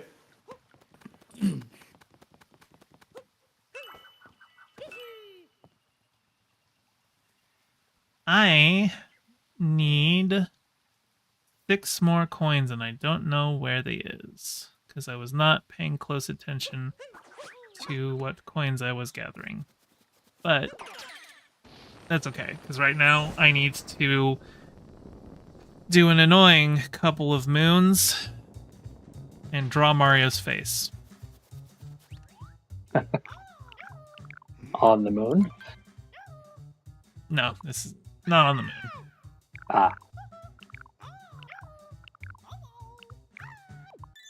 Did you watch The Expanse? I don't remember. I watched the first 3 seasons. I did not pick it back up when Oh, yeah. Amazon got it, but I really liked the first 3 seasons, so I do need to just at some point go and watch the rest of that. I know a lot of people have been saying that For All Mankind is just like a prequel to The Expanse. Yes, I am a lot of people. Yes. It's kind of a shame because the show, I don't know if it's officially canceled, but there's 2 books left and they've like basically stopped making it. And there's so much crazy shit that happens in those last 2 books. I don't know if we're ever going to see those. Right. Yeah, I left off right as they had like opened up the Ring Gate. the ring gate and were like Yes. visiting other solar systems. So that was so like good. yeah, that was where it ended, and that was also like it got canceled. So a lot of people were like, "Well, that's oh, I forgot I forgot to give Mario his mushroom, and I still passed." Not his mushroom, his mustache. You saved him. He got a shave, and he still God, passed. he looks so It's weird. okay. He does. It's okay, this time, well, I will remember to include the mustache. I was thinking, like, did I forget something? Nah, it's fine. Yeah, that was when The Expanse went from Netflix to Amazon, right? Between those. Well, I think it seasons? wasn't it on Sci-Fi. Or yeah, that was it. It was a Sci-Fi show. Yeah, Yeah, and then Amazon picked it up after Sci-Fi canceled it. I think Jeff Bezos specifically. Jeff Bezos, it was like his favorite TV show, so he was like, "I gotta save this." So Okay, you know, props to him for that. yeah, I don't like billionaires, but when the things that they like are the things that I like, I'll allow Critical it. support. Yeah, exactly.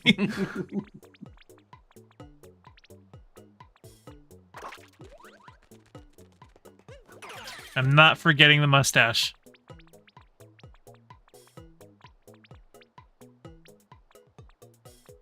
But I am forgetting where the mustache goes. Is it Between his lip and his nose. Yes, thank you. It's just Uh-huh.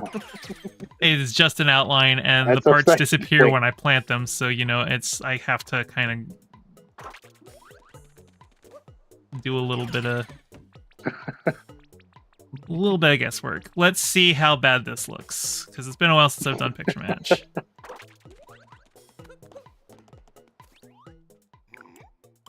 let's see.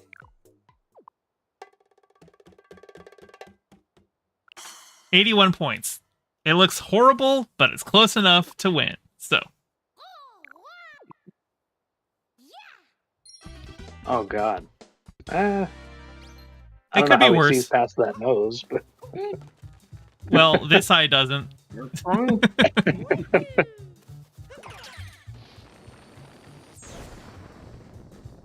is that mustache upside down, or is it supposed to be? It's supposed to be that way. Okay. Okay. Oh, No, Game Fish, have you talked about reviewing Has-Been Hotel? Yeah, I might do that. I'm not sure if I watched the pilot. I did watch like 1 or 2 episodes of A Hell of a Boss, and it wasn't really my thing. So I don't know how much I'm gonna like Has-Been Hotel, but you know, it is Yeah, I'm in the content, same so.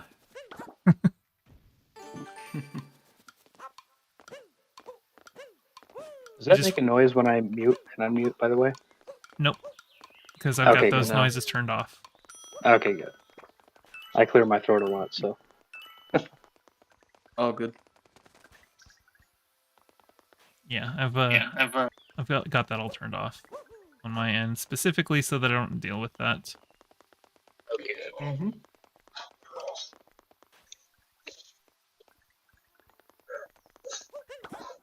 Yeah, I don't know. With Has-Been though, I apparently it's like it's Amazon Prime's like most viewed animated show. Well, it just came out, and Invincible's in on hiatus, so that doesn't surprise me. Mm-hmm.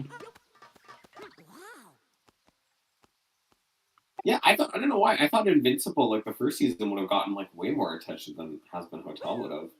Well, Has-Been Hotel had like a built-in fan base already because of the pilot and because of Hell of a Boss.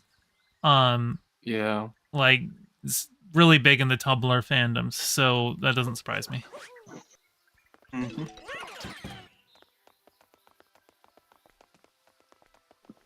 Oh, great. What? Just remember that cursed animation of... I forget, but I think Tipster did a video on it. Somebody paid like $50K, and I have seen it, and I'm just like, I'm not touching that video ever again. I don't know what you're talking about. It's a fan-made video that I think, not Epic Rap Battles, it was somebody that paid like $50K for a full-on animators from Has-Been Hotel. There we go. Keep getting those two mixed up, and I'll definitely send it your way. Gay Fish. Well, what was wrong with it? It was just like a thing on Twitter that it was just about Charlie. Forget the dude's name, but Oh, are you talking about Verbal Base? I think so. Oh yeah, he's like spent like $50K on a, I guess, animation from Charlie, and it was like a $50K animation, and first time my brain keeps going going into dial-up mode.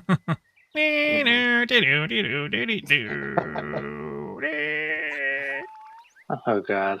That noise is my childhood. Yes. I remember that too. Hey yo. So, Hipster raid? Oh, are we Yeah. getting a tipster raid coming in? I don't see it yet. Hiya, been raided from Tipster. All right, well then, I'm gonna wait until the statistics show it on my end so that I don't do my spiel before everyone's in here. Confirmed. Oh, yeah, there it is. Tipster and their viewers just joined. Say hello. Welcome in, Tipster viewers. I'm Gayfesh. I'm playing some Mario and just hanging with some friends in voice chat. Come on in. Water's fine. Drop a like. Drop a subscribe if you like me. And You better. hang out. I like to play video games. I like to do movie reviews. I like to do stuff. So come on in. I'm a little fish. I'm a little clownfish. There we go. Oh, no, that's not enough. Okay, where am I missing? What other... Oh, there's those guys. Okay. Oh, guess I'm going back up there somehow. Yeah, I'll just re-grab Yoshi once I'm up top. You're Yoshi with Mario's mustache Yeah. and hat? Unlike other games where you are riding Yoshi, because this is Mario Odyssey where you capture things, I just captured Yoshi. Doesn't seem strictly consensual. Yo, Fesh, you learned that Nemo joke yet? Oh, God, how's that one go? Okay, it's been forever since I've seen that movie. I feel like I should, right? Because I'm a clownfish, so I feel like I should have my own, bad version of Marlin's joke, right?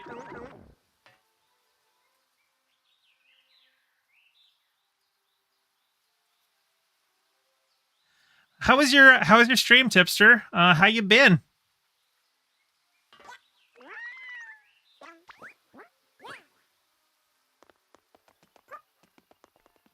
What'd you talk about? Up to no good?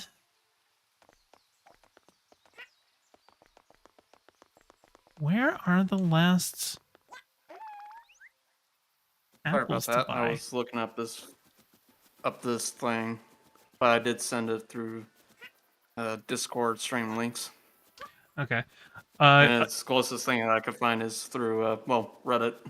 Okay, well, I'll take a look at that after stream. But okay, so yeah, you were covering the Vince McMahon allegations. Yeah, we were talking a little bit about that. I haven't looked into them at all. I think somebody just mentioned that you were covering them.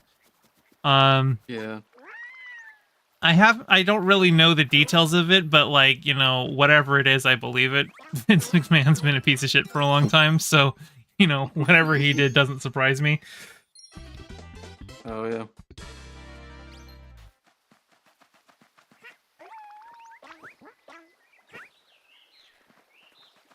Yeah, I've been playing Breath of the Wild for the last couple streams, but I don't know. It's just I don't think it's my kind of game. I bought it when it came out, played it for 5 minutes, and then forgot about it. And then I tried playing it for stream, and it's not the sort of thing that works for me. I don't know. I much prefer a game like this. Yeah, that's just how with me with Tears of the Kingdom right now. So. Yeah. I don't think I've ever finished one of those open world RPG type games. I always get burnt out. Yeah, there's without some way to really, direct you and hold your hand, it just feels like there's so much to do and I don't know what I'm actually missing, and it's like you're getting FOMO basically the entire time you're playing the game, and you're like, am I spending too much time on side shit that's not important? Do I need to move on to the next point already and stuff like that? I don't like it. I don't hold my hand, video game. Oh, I love this kind of boss. Oh yeah, I love the this kind of boss where their body becomes like the environment. Also, just the design. Yeah. This is such It just feels. Ow! He hit me. Good. I guess I need to ban that dragon then.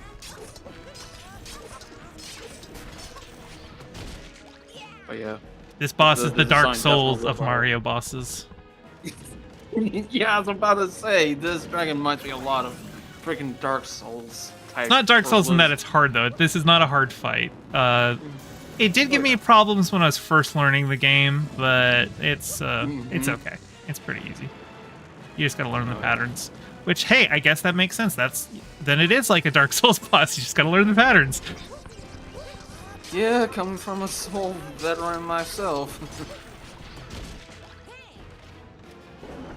Hey, Liv. This is Super Mario Odyssey. Mm-hmm. Oh, jeez. Oh, jeez. Too many of those things came at me. There we go. Wait, You were I'm talking- and I have school tomorrow. Aw. Well, Oof. enjoy school. Yeah, I know. I can't wait to call. It's my Shakespeare course. I can't wait to go call Hamlet gay and wait for the prof to laugh. All right, have a good time. Enjoy Shakespeare. Mm-hmm. Thank you for letting me call in. Yeah, anytime. Anytime I'm doing a call-in, that is. Not anytime I'm streaming. Take care. Bye. Please.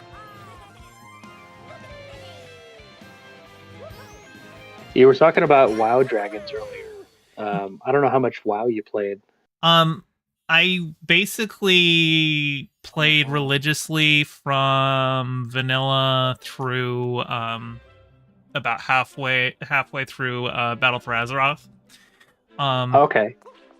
I did So you actually probably- well, that's not entirely true. I did miss most of Burning Crusade. But after that, Oh. like my main character in WoW before I switched mains in Legion to play Demon Hunter, like I was a hunter, and that character literally has over a year of in-game playtime. So I've Oh, God. literally I don't- spent a year of my life playing Warcraft. I was an altaholic, so I never played one main. If, Oh, I if got added there. up all I got- of my Yeah, no, like I had like max level alts of every Yeah. single class, and my main had over a year of playtime. So yes, I played a lot of WoW.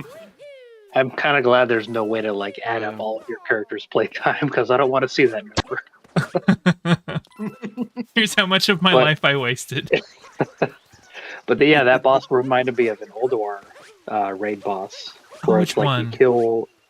I don't remember his name. It was a giant guy, and when you killed him, his body became Yes! the bridge that you walked across. Yes, I know the boss you're talking about. It was very cool. I don't remember his name, but yeah, I remember him. Yeah, actually, Wrath was pretty much the only time I was actually doing like progression rating. Okay, yeah, It ended up not being. Same. It ended up being too stressful for me. It wasn't really the yeah. kind of gameplay that I was looking for. Or is it these guys? Yes. Okay, I found my last coins. There we go. Yeah, Wrath and like the very end of Vanilla was like my only progression rating time. But it was a lot of fun. You get like a group of people together. It can be fun at least.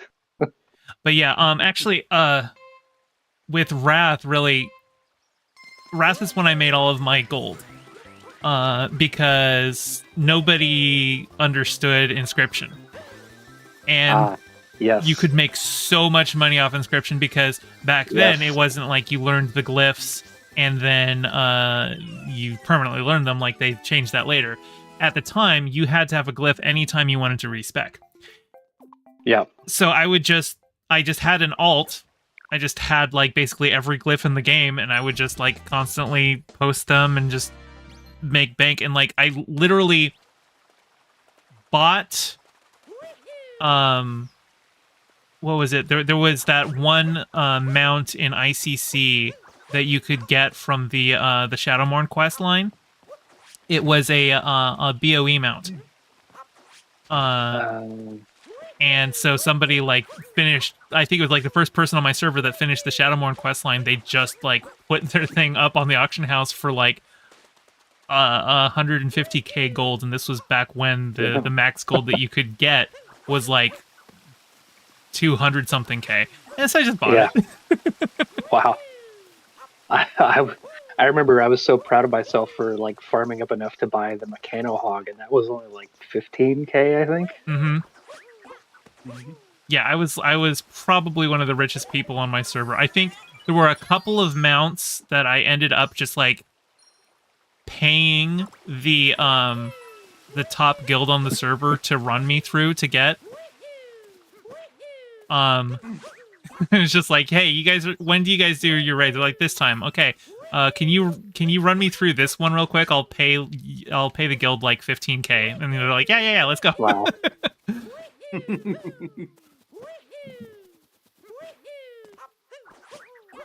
Yeah, I would spend all my gold on leveling alts mostly. Yeah, I did. I definitely made sure that all of my alts had like, I think I had like a whole thing set up where it's like, okay, I've got set aside like 60K gold per alt. Here you go. That should get you everything you need for all your upgrades and Rich everything. motherfucker. Yeah, no, I was very rich. I was playing way too much Warcraft. What am I even doing? Oh, I need to plant seeds. I was just kind of wandering aimlessly, but yeah. Oh, and there's a couple subzones I still need to do. There's several bosses I need to do. There's also the Yoshi subzone, so I think I'm gonna do that one next. Menta says our generation learned more about liberal economy and MMOs in an actual school. Okay, there was a blog that I was reading pretty much religiously back then called Greedy Goblin. And that dude is like this super weird, like, ANCAP libertarian dude, bro, who had some really weird ideas, but he had good advice on like playing the market. So, you know, I went with it. It's just, he would also just sometimes talk about things that were unrelated to Warcraft, where he was just like envisioning his idea of a perfect game, which was like a fixed a game where there's like a fixed amount of resources and there's never any resets. And like, so it's just seeing who can amass the resources quickest. I'm just like, okay, but that's not going to be fun because you're just going to have somebody monopolize the server. And like, this is also back then, like here I was sitting going, that seems like it doesn't work. And I also remember him talking about like when he was giving advice on how to make money, and he's just like, never do gathering professions. They're for chumps. Only losers do gathering professions. You will make more gold faster by just buying them off of the auction house and crafting. And I was just sitting here like, okay, but you can't do that unless somebody's gathering. So why are they chumps? You need them. Yeah.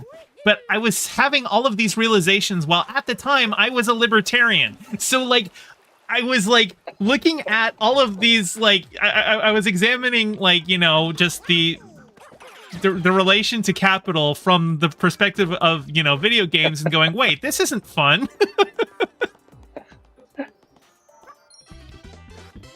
But I didn't put 2 and 2 together for a couple years.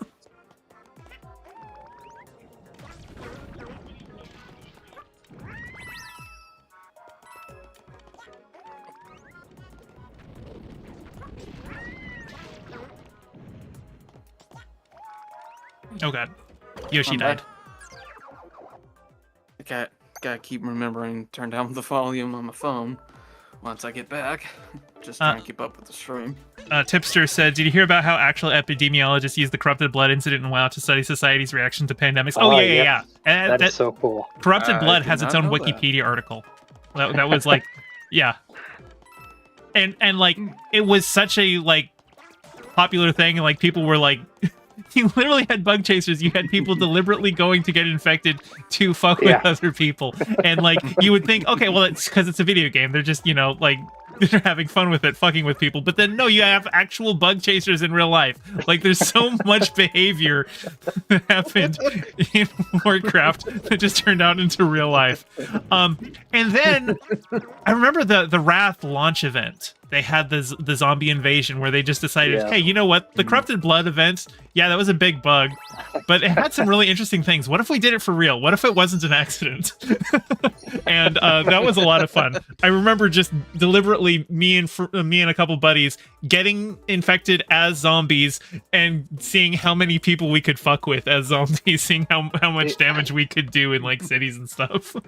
It was so impossible to play a low-level character during that time. Oh, yeah. Well, and it was just like a week. So, you know, it's like, okay. And it's like, it's a week before launch. Just, we're having fun. Most people at this point have a max level character anyway. Sure, they might be annoyed because they're trying to get an alt up. But you know what? How often do you get to have a zombie plague invasion? Like, just have fun with it. Yeah, they don't do that stuff anymore. Yeah.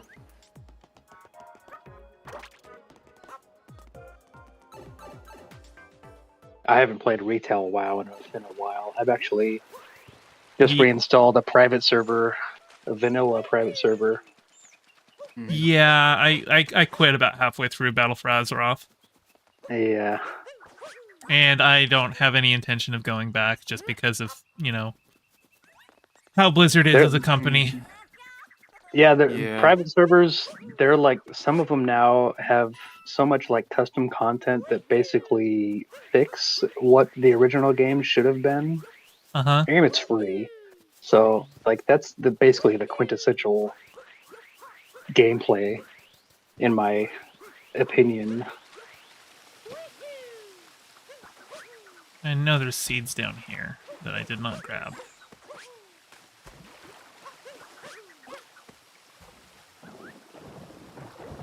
Is that Nessie with a top hat?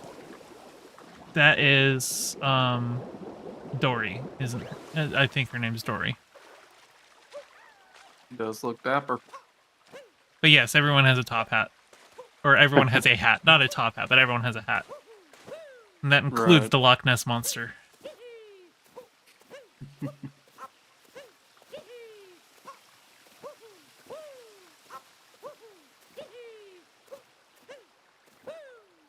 Manta says the zombie apocalypse will happen just because people don't want to be flesh eaters alone or are assholes. Is that the moral of the story? Yeah, kinda.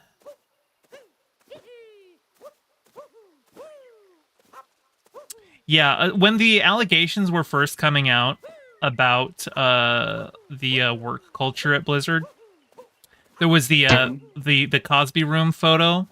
I don't know if anybody remembers that one, but it was like at BlizzCon there was like one hotel room that a bunch of Blizzard employees called the Cosby Room, and Oh God. yeah, they had like a big picture of Bill Cosby up there, and like the idea was to like get chicks up there and everything, and That's there's a picture of a bunch of them posing there with that photo of Bill Cosby, and a former friend of mine, he's been working at Blizzard a long time, and I could have sworn that was him in the photo, but then like I saw somebody else had a list of identifying who was in the photo, and it was somebody else. I'm just like, oh yeah, no, he does look like that guy. Okay, so it's not him, thank God.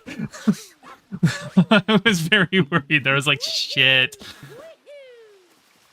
It's just so unabashedly on the nose. Like, just call it the rape room. Yep.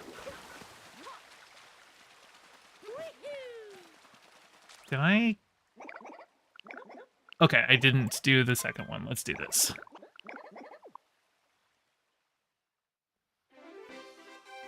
Yes, the picture was above the king-size bed.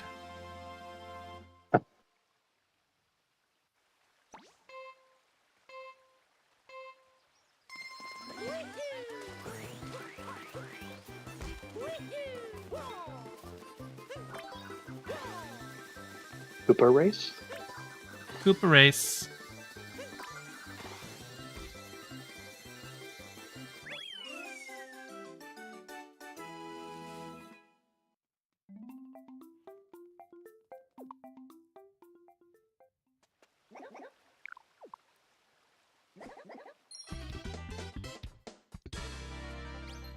For some of these where you have to do them twice, I really wish there was an option to just be like, give me the harder version and then give me both mushrooms, or give me not mushrooms, give me both power moons for it. Yeah. Especially like picture match, I'm just like, just give me them both. Give me the harder one, give me them both. I don't want to do this twice. Imagine hooking up with a person with in person, and when you enter the room, there's a picture of Bill Cosby. LOL. There was a Key and Peele skit where a guy one of the guys goes into the other guy's house, and everything in the house is like Nazi memorabilia. And the guy's like, no. Like, I'm a comedy fan. Like, these are all like props from like famous things. This is from the producers, the Mel Brooks movie. And then like Love that movie. his dog is named Adolf, and he's like, because like after one of the Marx brothers, or something, or something like that. Like he just all of these things where it was just like he's very obviously a Nazi, but he's like finding comedy things that are related to it. The Charlie Chaplin mustache and stuff like that. But then I was yeah, because I think he had the Hitler stash, but he's like, no, it's like the Charlie Chaplin stash. Plus, like we're taking it back. And then the guy's like, I guess Michael Jordan is wearing that now. Because at the time Michael Jordan was sporting a Hitler stash. I have no fucking idea why. Yeah, for a little bit he was. I don't remember that. Looked different because he's black. It didn't quite look like a Hitler stash, but it still was just like, I don't think you should. I literally only remember 2 people that had the toothbrush mustache, Hitler and Charlie Chaplin. I don't remember. Well, Hitler kind of ruined it. I mean, Yeah. it was a thing Yeah. at that time. And like, honestly, people weren't calling it the Hitler stash back then. Like, people were like, oh, Hitler, he looks like Charlie Chaplin. Nowadays we're like, Charlie Chaplin looks like Hitler. But no, back then people were saying Hitler looked like Charlie Chaplin.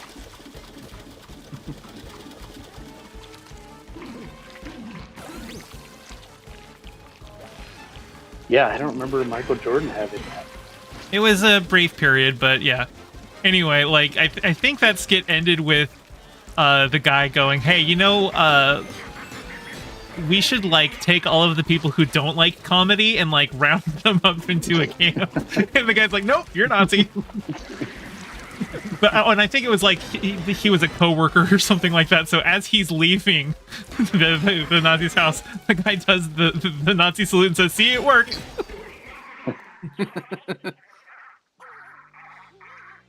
Oh man, I love Key and Peele. That was such a great show. Yeah. I love the skit where there's an alien invasion and the aliens are shapeshifters, and like they can tell the people who are the aliens because they are white people who aren't racist. Yeah. Like there's a guy wearing a Confederate hat, and the guy's like, "Oh, hey, survivors, come join our community." And the guy and one of them just shoots him. The guy's like, "How'd you know he was an alien?" He's like, "Come on, a redneck wants us in their community." And then there was like an older white guy. He's like, "Oh, thank God, I need your help." And the guy's like, would you let me date your daughter?" And he goes, "Of course." And they just shoot him.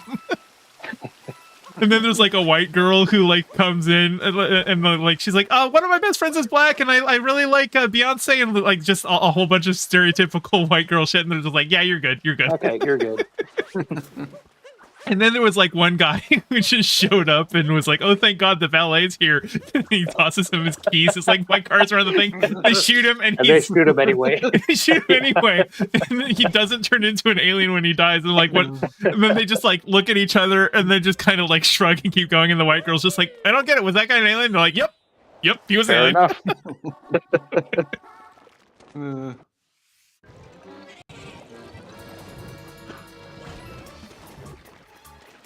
I've been watching Fargo recently because I we heard need the to new watch that season was show. really good. And And fucking Key and Peele show up in the middle of the first season out of nice. nowhere. Yeah, like together. I remember there was an episode of Babylon 5 in season 5 where Penn and Teller show up. Are they? Did they show up as Penn and Teller, or They show up are as they- basically the space version of Penn and Teller. They're like a comedy duo. And Teller never talks, although he's got like a little robot staff that makes noises and stuff. But it's Penn's doing all the talking. They're literally just playing themselves. Yeah. Yeah, in Fargo, they're just like the FBI version of Key and Peele. It works. I remember when Key and Peele, actually twice, Key and Peele did epic rap battles. Because they did Gandhi versus yeah. MLK, and then they Yeah, that's did right. Michael Jordan versus Muhammad Ali. Mm-hmm. And thinking back on it, I think it's a little weird that they got a black guy to play Gandhi and not an Indian. Yeah. He did that a lot in the show. Also. Yeah, well, because he's more like obviously mixed. So I mean, I know they're both mixed, but like he tended to play the more as like, oh, I could play any other ethnicity. They did do that a lot on the show. It's like, maybe he you shouldn't. The like tech support call center guy. I think he played Mexican once. Probably. It's so weird, like Jordan Peele's career trajectory versus Keegan-Michael Key's, because like after Key and Peele, Keegan-Michael Key just like gets crap roles and things. It's just like every time he shows up, it's just like, well, you I don't think you were the talented one of the two. Which is weird because I remember him all the way back from Mad TV days.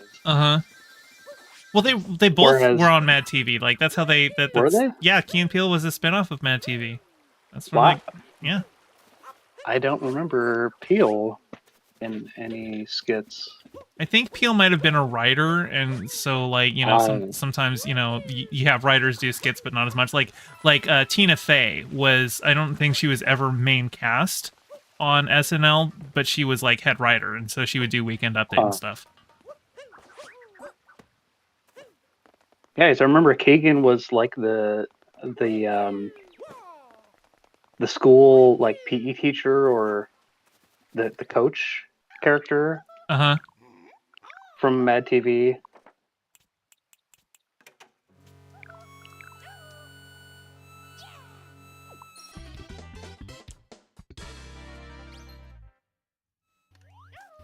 I always liked Mad TV more than SNL. Oops, what was I doing? I'm trying to. What is the button to turn off the music? There we go. Sorry. I was having a brain fart with the controller. There was some really good Mad TV skits, but in general, I always found Mad TV to be inferior. But also, it was like, pretty hit or miss. Yeah, and also SNL is pretty hit or miss too. It's just that like the stuff that was really good from previous eras is the only stuff we remember from previous eras. Like when people are like, "Oh, music was so better back in the day." It's like, no, you're only hearing the hits from back in the day. There's always been shit in music, and there's always been shit SNL, because when you're doing a live show that you write the show in a week and you're trying to cover like current topics the whole time, it's often going to be really bad. Like usually the better sketches weren't the ones that were like, oh, the topical moments, other than like when Tina Fey played Sarah Palin. Like those were pretty magical, but like for the most part it was just like the skits that obviously a writer had been working on for a while, and they just got it slotted in at some points, and you just have really good moments. But yeah, most of the shit that they had was just completely forgettable. Like I remember seeing a skit where Amy Poehler was playing a woman who was butt pregnant, and that went nowhere. Nobody remembers that one. Like it was just a whole, and like it was a skit that really just should have been like 2 minutes, but they stretched it on for like 5 minutes of just uncomfortable jokes where people are like, like dancing around the anal sex joke that's at the center of it. So.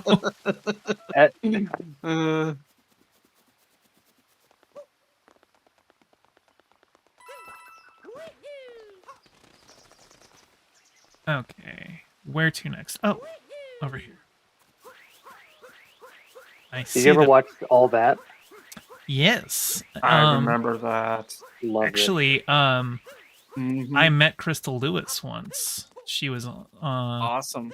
She wasn't in All That. She was in Roundhouse, but they were both. Yeah, that's right. Although she might have been in an episode of All That or something like that. But yeah. Actually, it's funny because Crystal Lewis, she was in Roundhouse, and she was also what? I'm not familiar with Roundhouse. It was in the 90s, but it came out around the same time as All That. But like it was like later at night that it would play, and it was like set in like a warehouse, so it was a little bit more like. Teen oriented, like, but very 90s teen oriented. Anyway, but Crystal Lewis, she was also like a Christian musician, and she like back when I was at like Calvary, she actually performed at our church a couple times. So I met her there, and it was like, they announced her like, if you've watched Nickelodeon's Roundhouse, you'll have seen Chrysalis. I'm like, oh my god, yeah, I have seen her. Come on, give me the thing. There we go. Jeez, I hate this I fight. also remember Amanda's show too. Yes. Yeah, didn't Amanda Bynes like develop schizophrenia or something like that? Like she had severe. Heard something about that. Yeah, I don't know. There's some child stars. There's so much abuse that goes on to like child stars and stuff like that. Like Jake Lloyd developed schizophrenia after the Phantom Menace, and I don't even know if that was so much like abusive parents getting him into that, and just how awful Star Wars fans are. Because Ahmed Best almost committed suicide just from the reaction to Jar Jar Binks. So like, yeah. But also like, yeah. There's issues that I take with how child stars are treated and stuff like that. Like I remember I was having like a conversation with Doe once where I was just talking about how I kind of don't feel like we should have child actors. Like like for like high school shows, you can just cast people in their 20s, like they already do that. And but then we were talking about how there might be like a psychological importance to having like educational content like Sesame Street where kids can see people their age and stuff like that. And I was just talking about like how do you avoid the abusive parents who are quite literally just grooming their kids into the entertainment industry and abusing them to do it. And I was just thinking like you would have to like have like rotating casting agents going to like different schools, and you could never visit the same school twice, so that you couldn't have like the parents who want their child star, so they move into the district because this is the district where they cast Sesame Street. Like Sesame Street never had like a main character. It was always just random kids, right? Well, they would occasionally have like for a season or so like a kid that was a main character, I feel like. But the show's been running forever, and I really don't have strong memories of any of the characters. Like I don't even remember Mr. Hooper or anything like that. I just know about that after the fact. Yeah. But yeah, I don't know. In general, it feels like there's so much abuse that goes into child stars that I don't know if having child actors in stuff is worth it, is worth the abuse. Right. And like, in theater we deal with it. Like, in theater you deal with like limitations in casting all the time. I was in high school theater, so I would play the son, or sorry, I would play the father of like a guy who was 2 years my senior. Like I was a sophomore and playing the dad of a senior in a play. So sometimes you just kind of deal with it. And I also don't want to just say like maybe you could cast little people as kids, because that feels kind of infantilizing to little people, but like I don't know. I don't know what the solution is. But something like Doctor Who can have like a ever-changing main character. You can probably have some kind of rotating cast. I don't know. Something like that.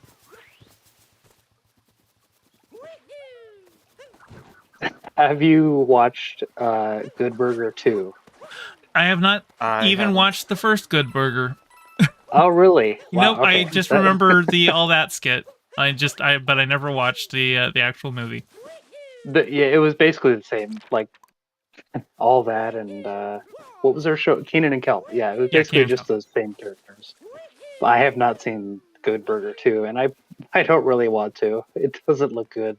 I should talk. I just realized I've been playing this whole time. I'm like, are there any ones that I'm missing? And then I remember I can just literally ask Talkatoo. It's been a while since I played this game. Totally is classic. definitely a good thing. Oh, yeah, I know what he wants. Okay, there's a couple seeds I still need to have grow. One more hint. Mushroom Kingdom Art. Okay, well, that one I need to go elsewhere for.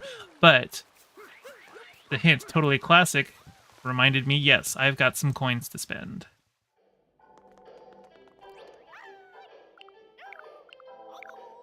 And there's also a moon to buy here. Even though it's shaped like a star, they still are called power moons. It says you got a moon. Yeah. They're just star-shaped here because, you know, this whole zone is an homage to Mario 64, including the outfit that I'm buying right now.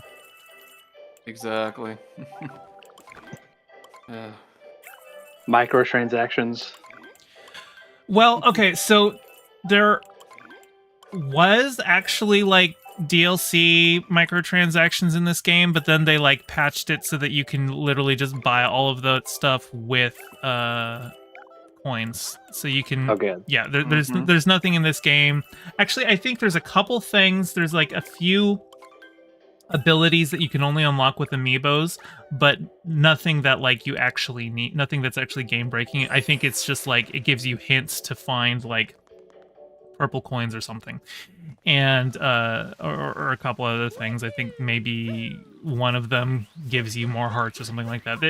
Nothing super game breaking, just You should be able to buy Mhm. different mustaches from Mario. you should be able to, is what we said. Or Yes. did you You should. buy a Hitler mustache for him?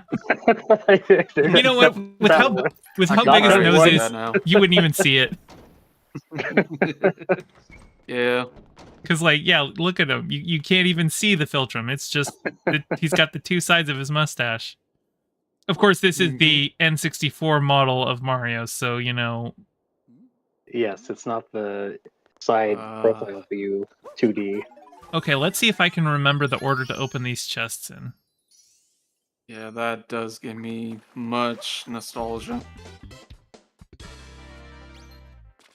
So 1,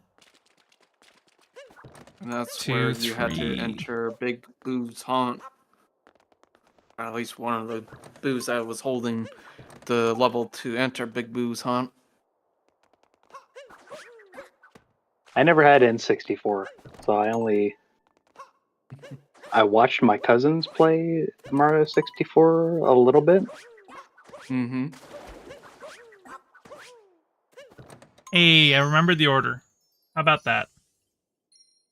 I used to own a 64, but I had to, well, have some money, so I had to sell it. But I do remember Yeah. growing up most with Nintendo and Sony and most PC. So.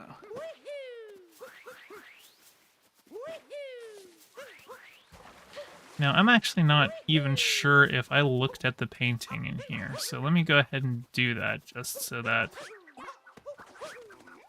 I don't forget when I go to another zone. Mm-hmm.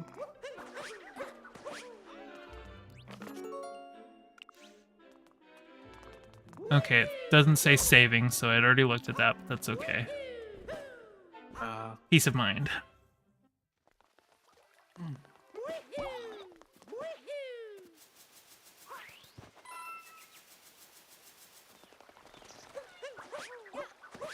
Where's my next hint?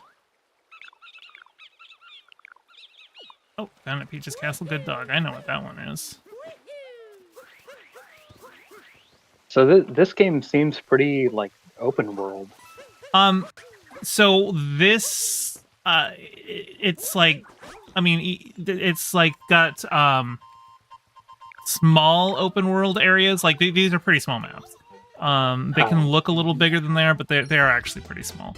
And it's just like, if you want 100% it, then you can go. But like, you can find the moons necessary to like advance pretty quickly.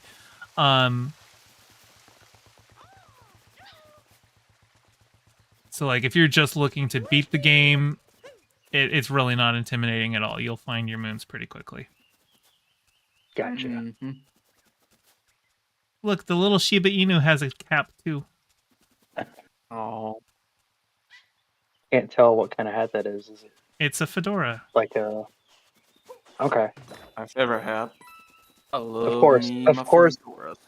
Of course, the Doge has a fedora. Well, yeah. In this moment, he is euphoric. Does that squirrel have a hat too? I think it doesn't. Uh-oh. Yeah, nope. It does not have a hat. But it also will, like, turn into a coin if I chase it. Yeah, it just exploded into a coin. Ah. Ow. Okay.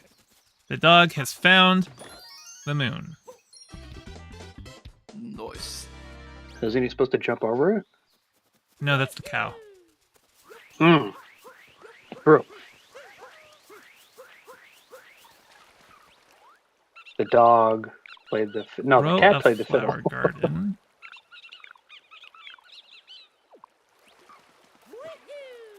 Oh. Can't believe I missed this one.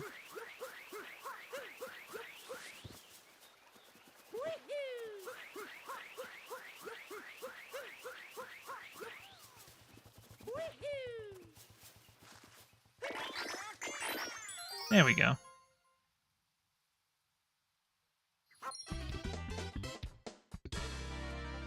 I'm gonna check back on the other flowers, or the other seeds. Okay, looks like all of the seeds are ready for harvest.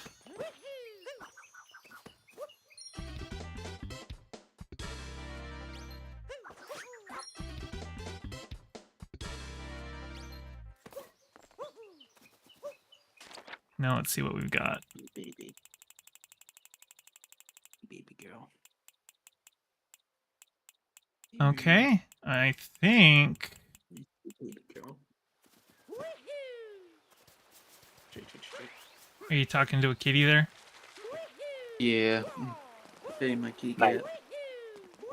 Yeah. I could tell just based on your tone of voice.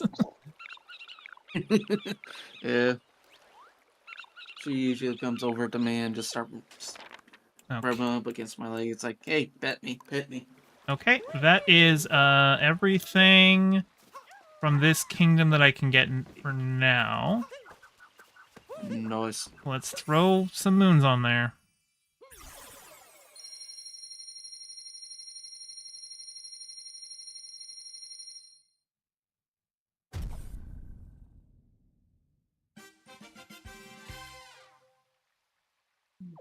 Okay. And I think, Very good. actually, with that, I'm probably going to call it for the night. Thanks for Alright. keeping me company. It was a lot of fun talking to y'all. And thank you, Tipster, for the Definitely. raid. Thank you, everyone in chat, for hanging out. Let me see if there's somebody I can raid into. So pay it forward, because, I got the Tipster raid. Give this to somebody else. Riverboat Jack. We're going to Ooh. send you her way. Nice. So, have a lovely evening, everyone, and give Jack You my too. regards.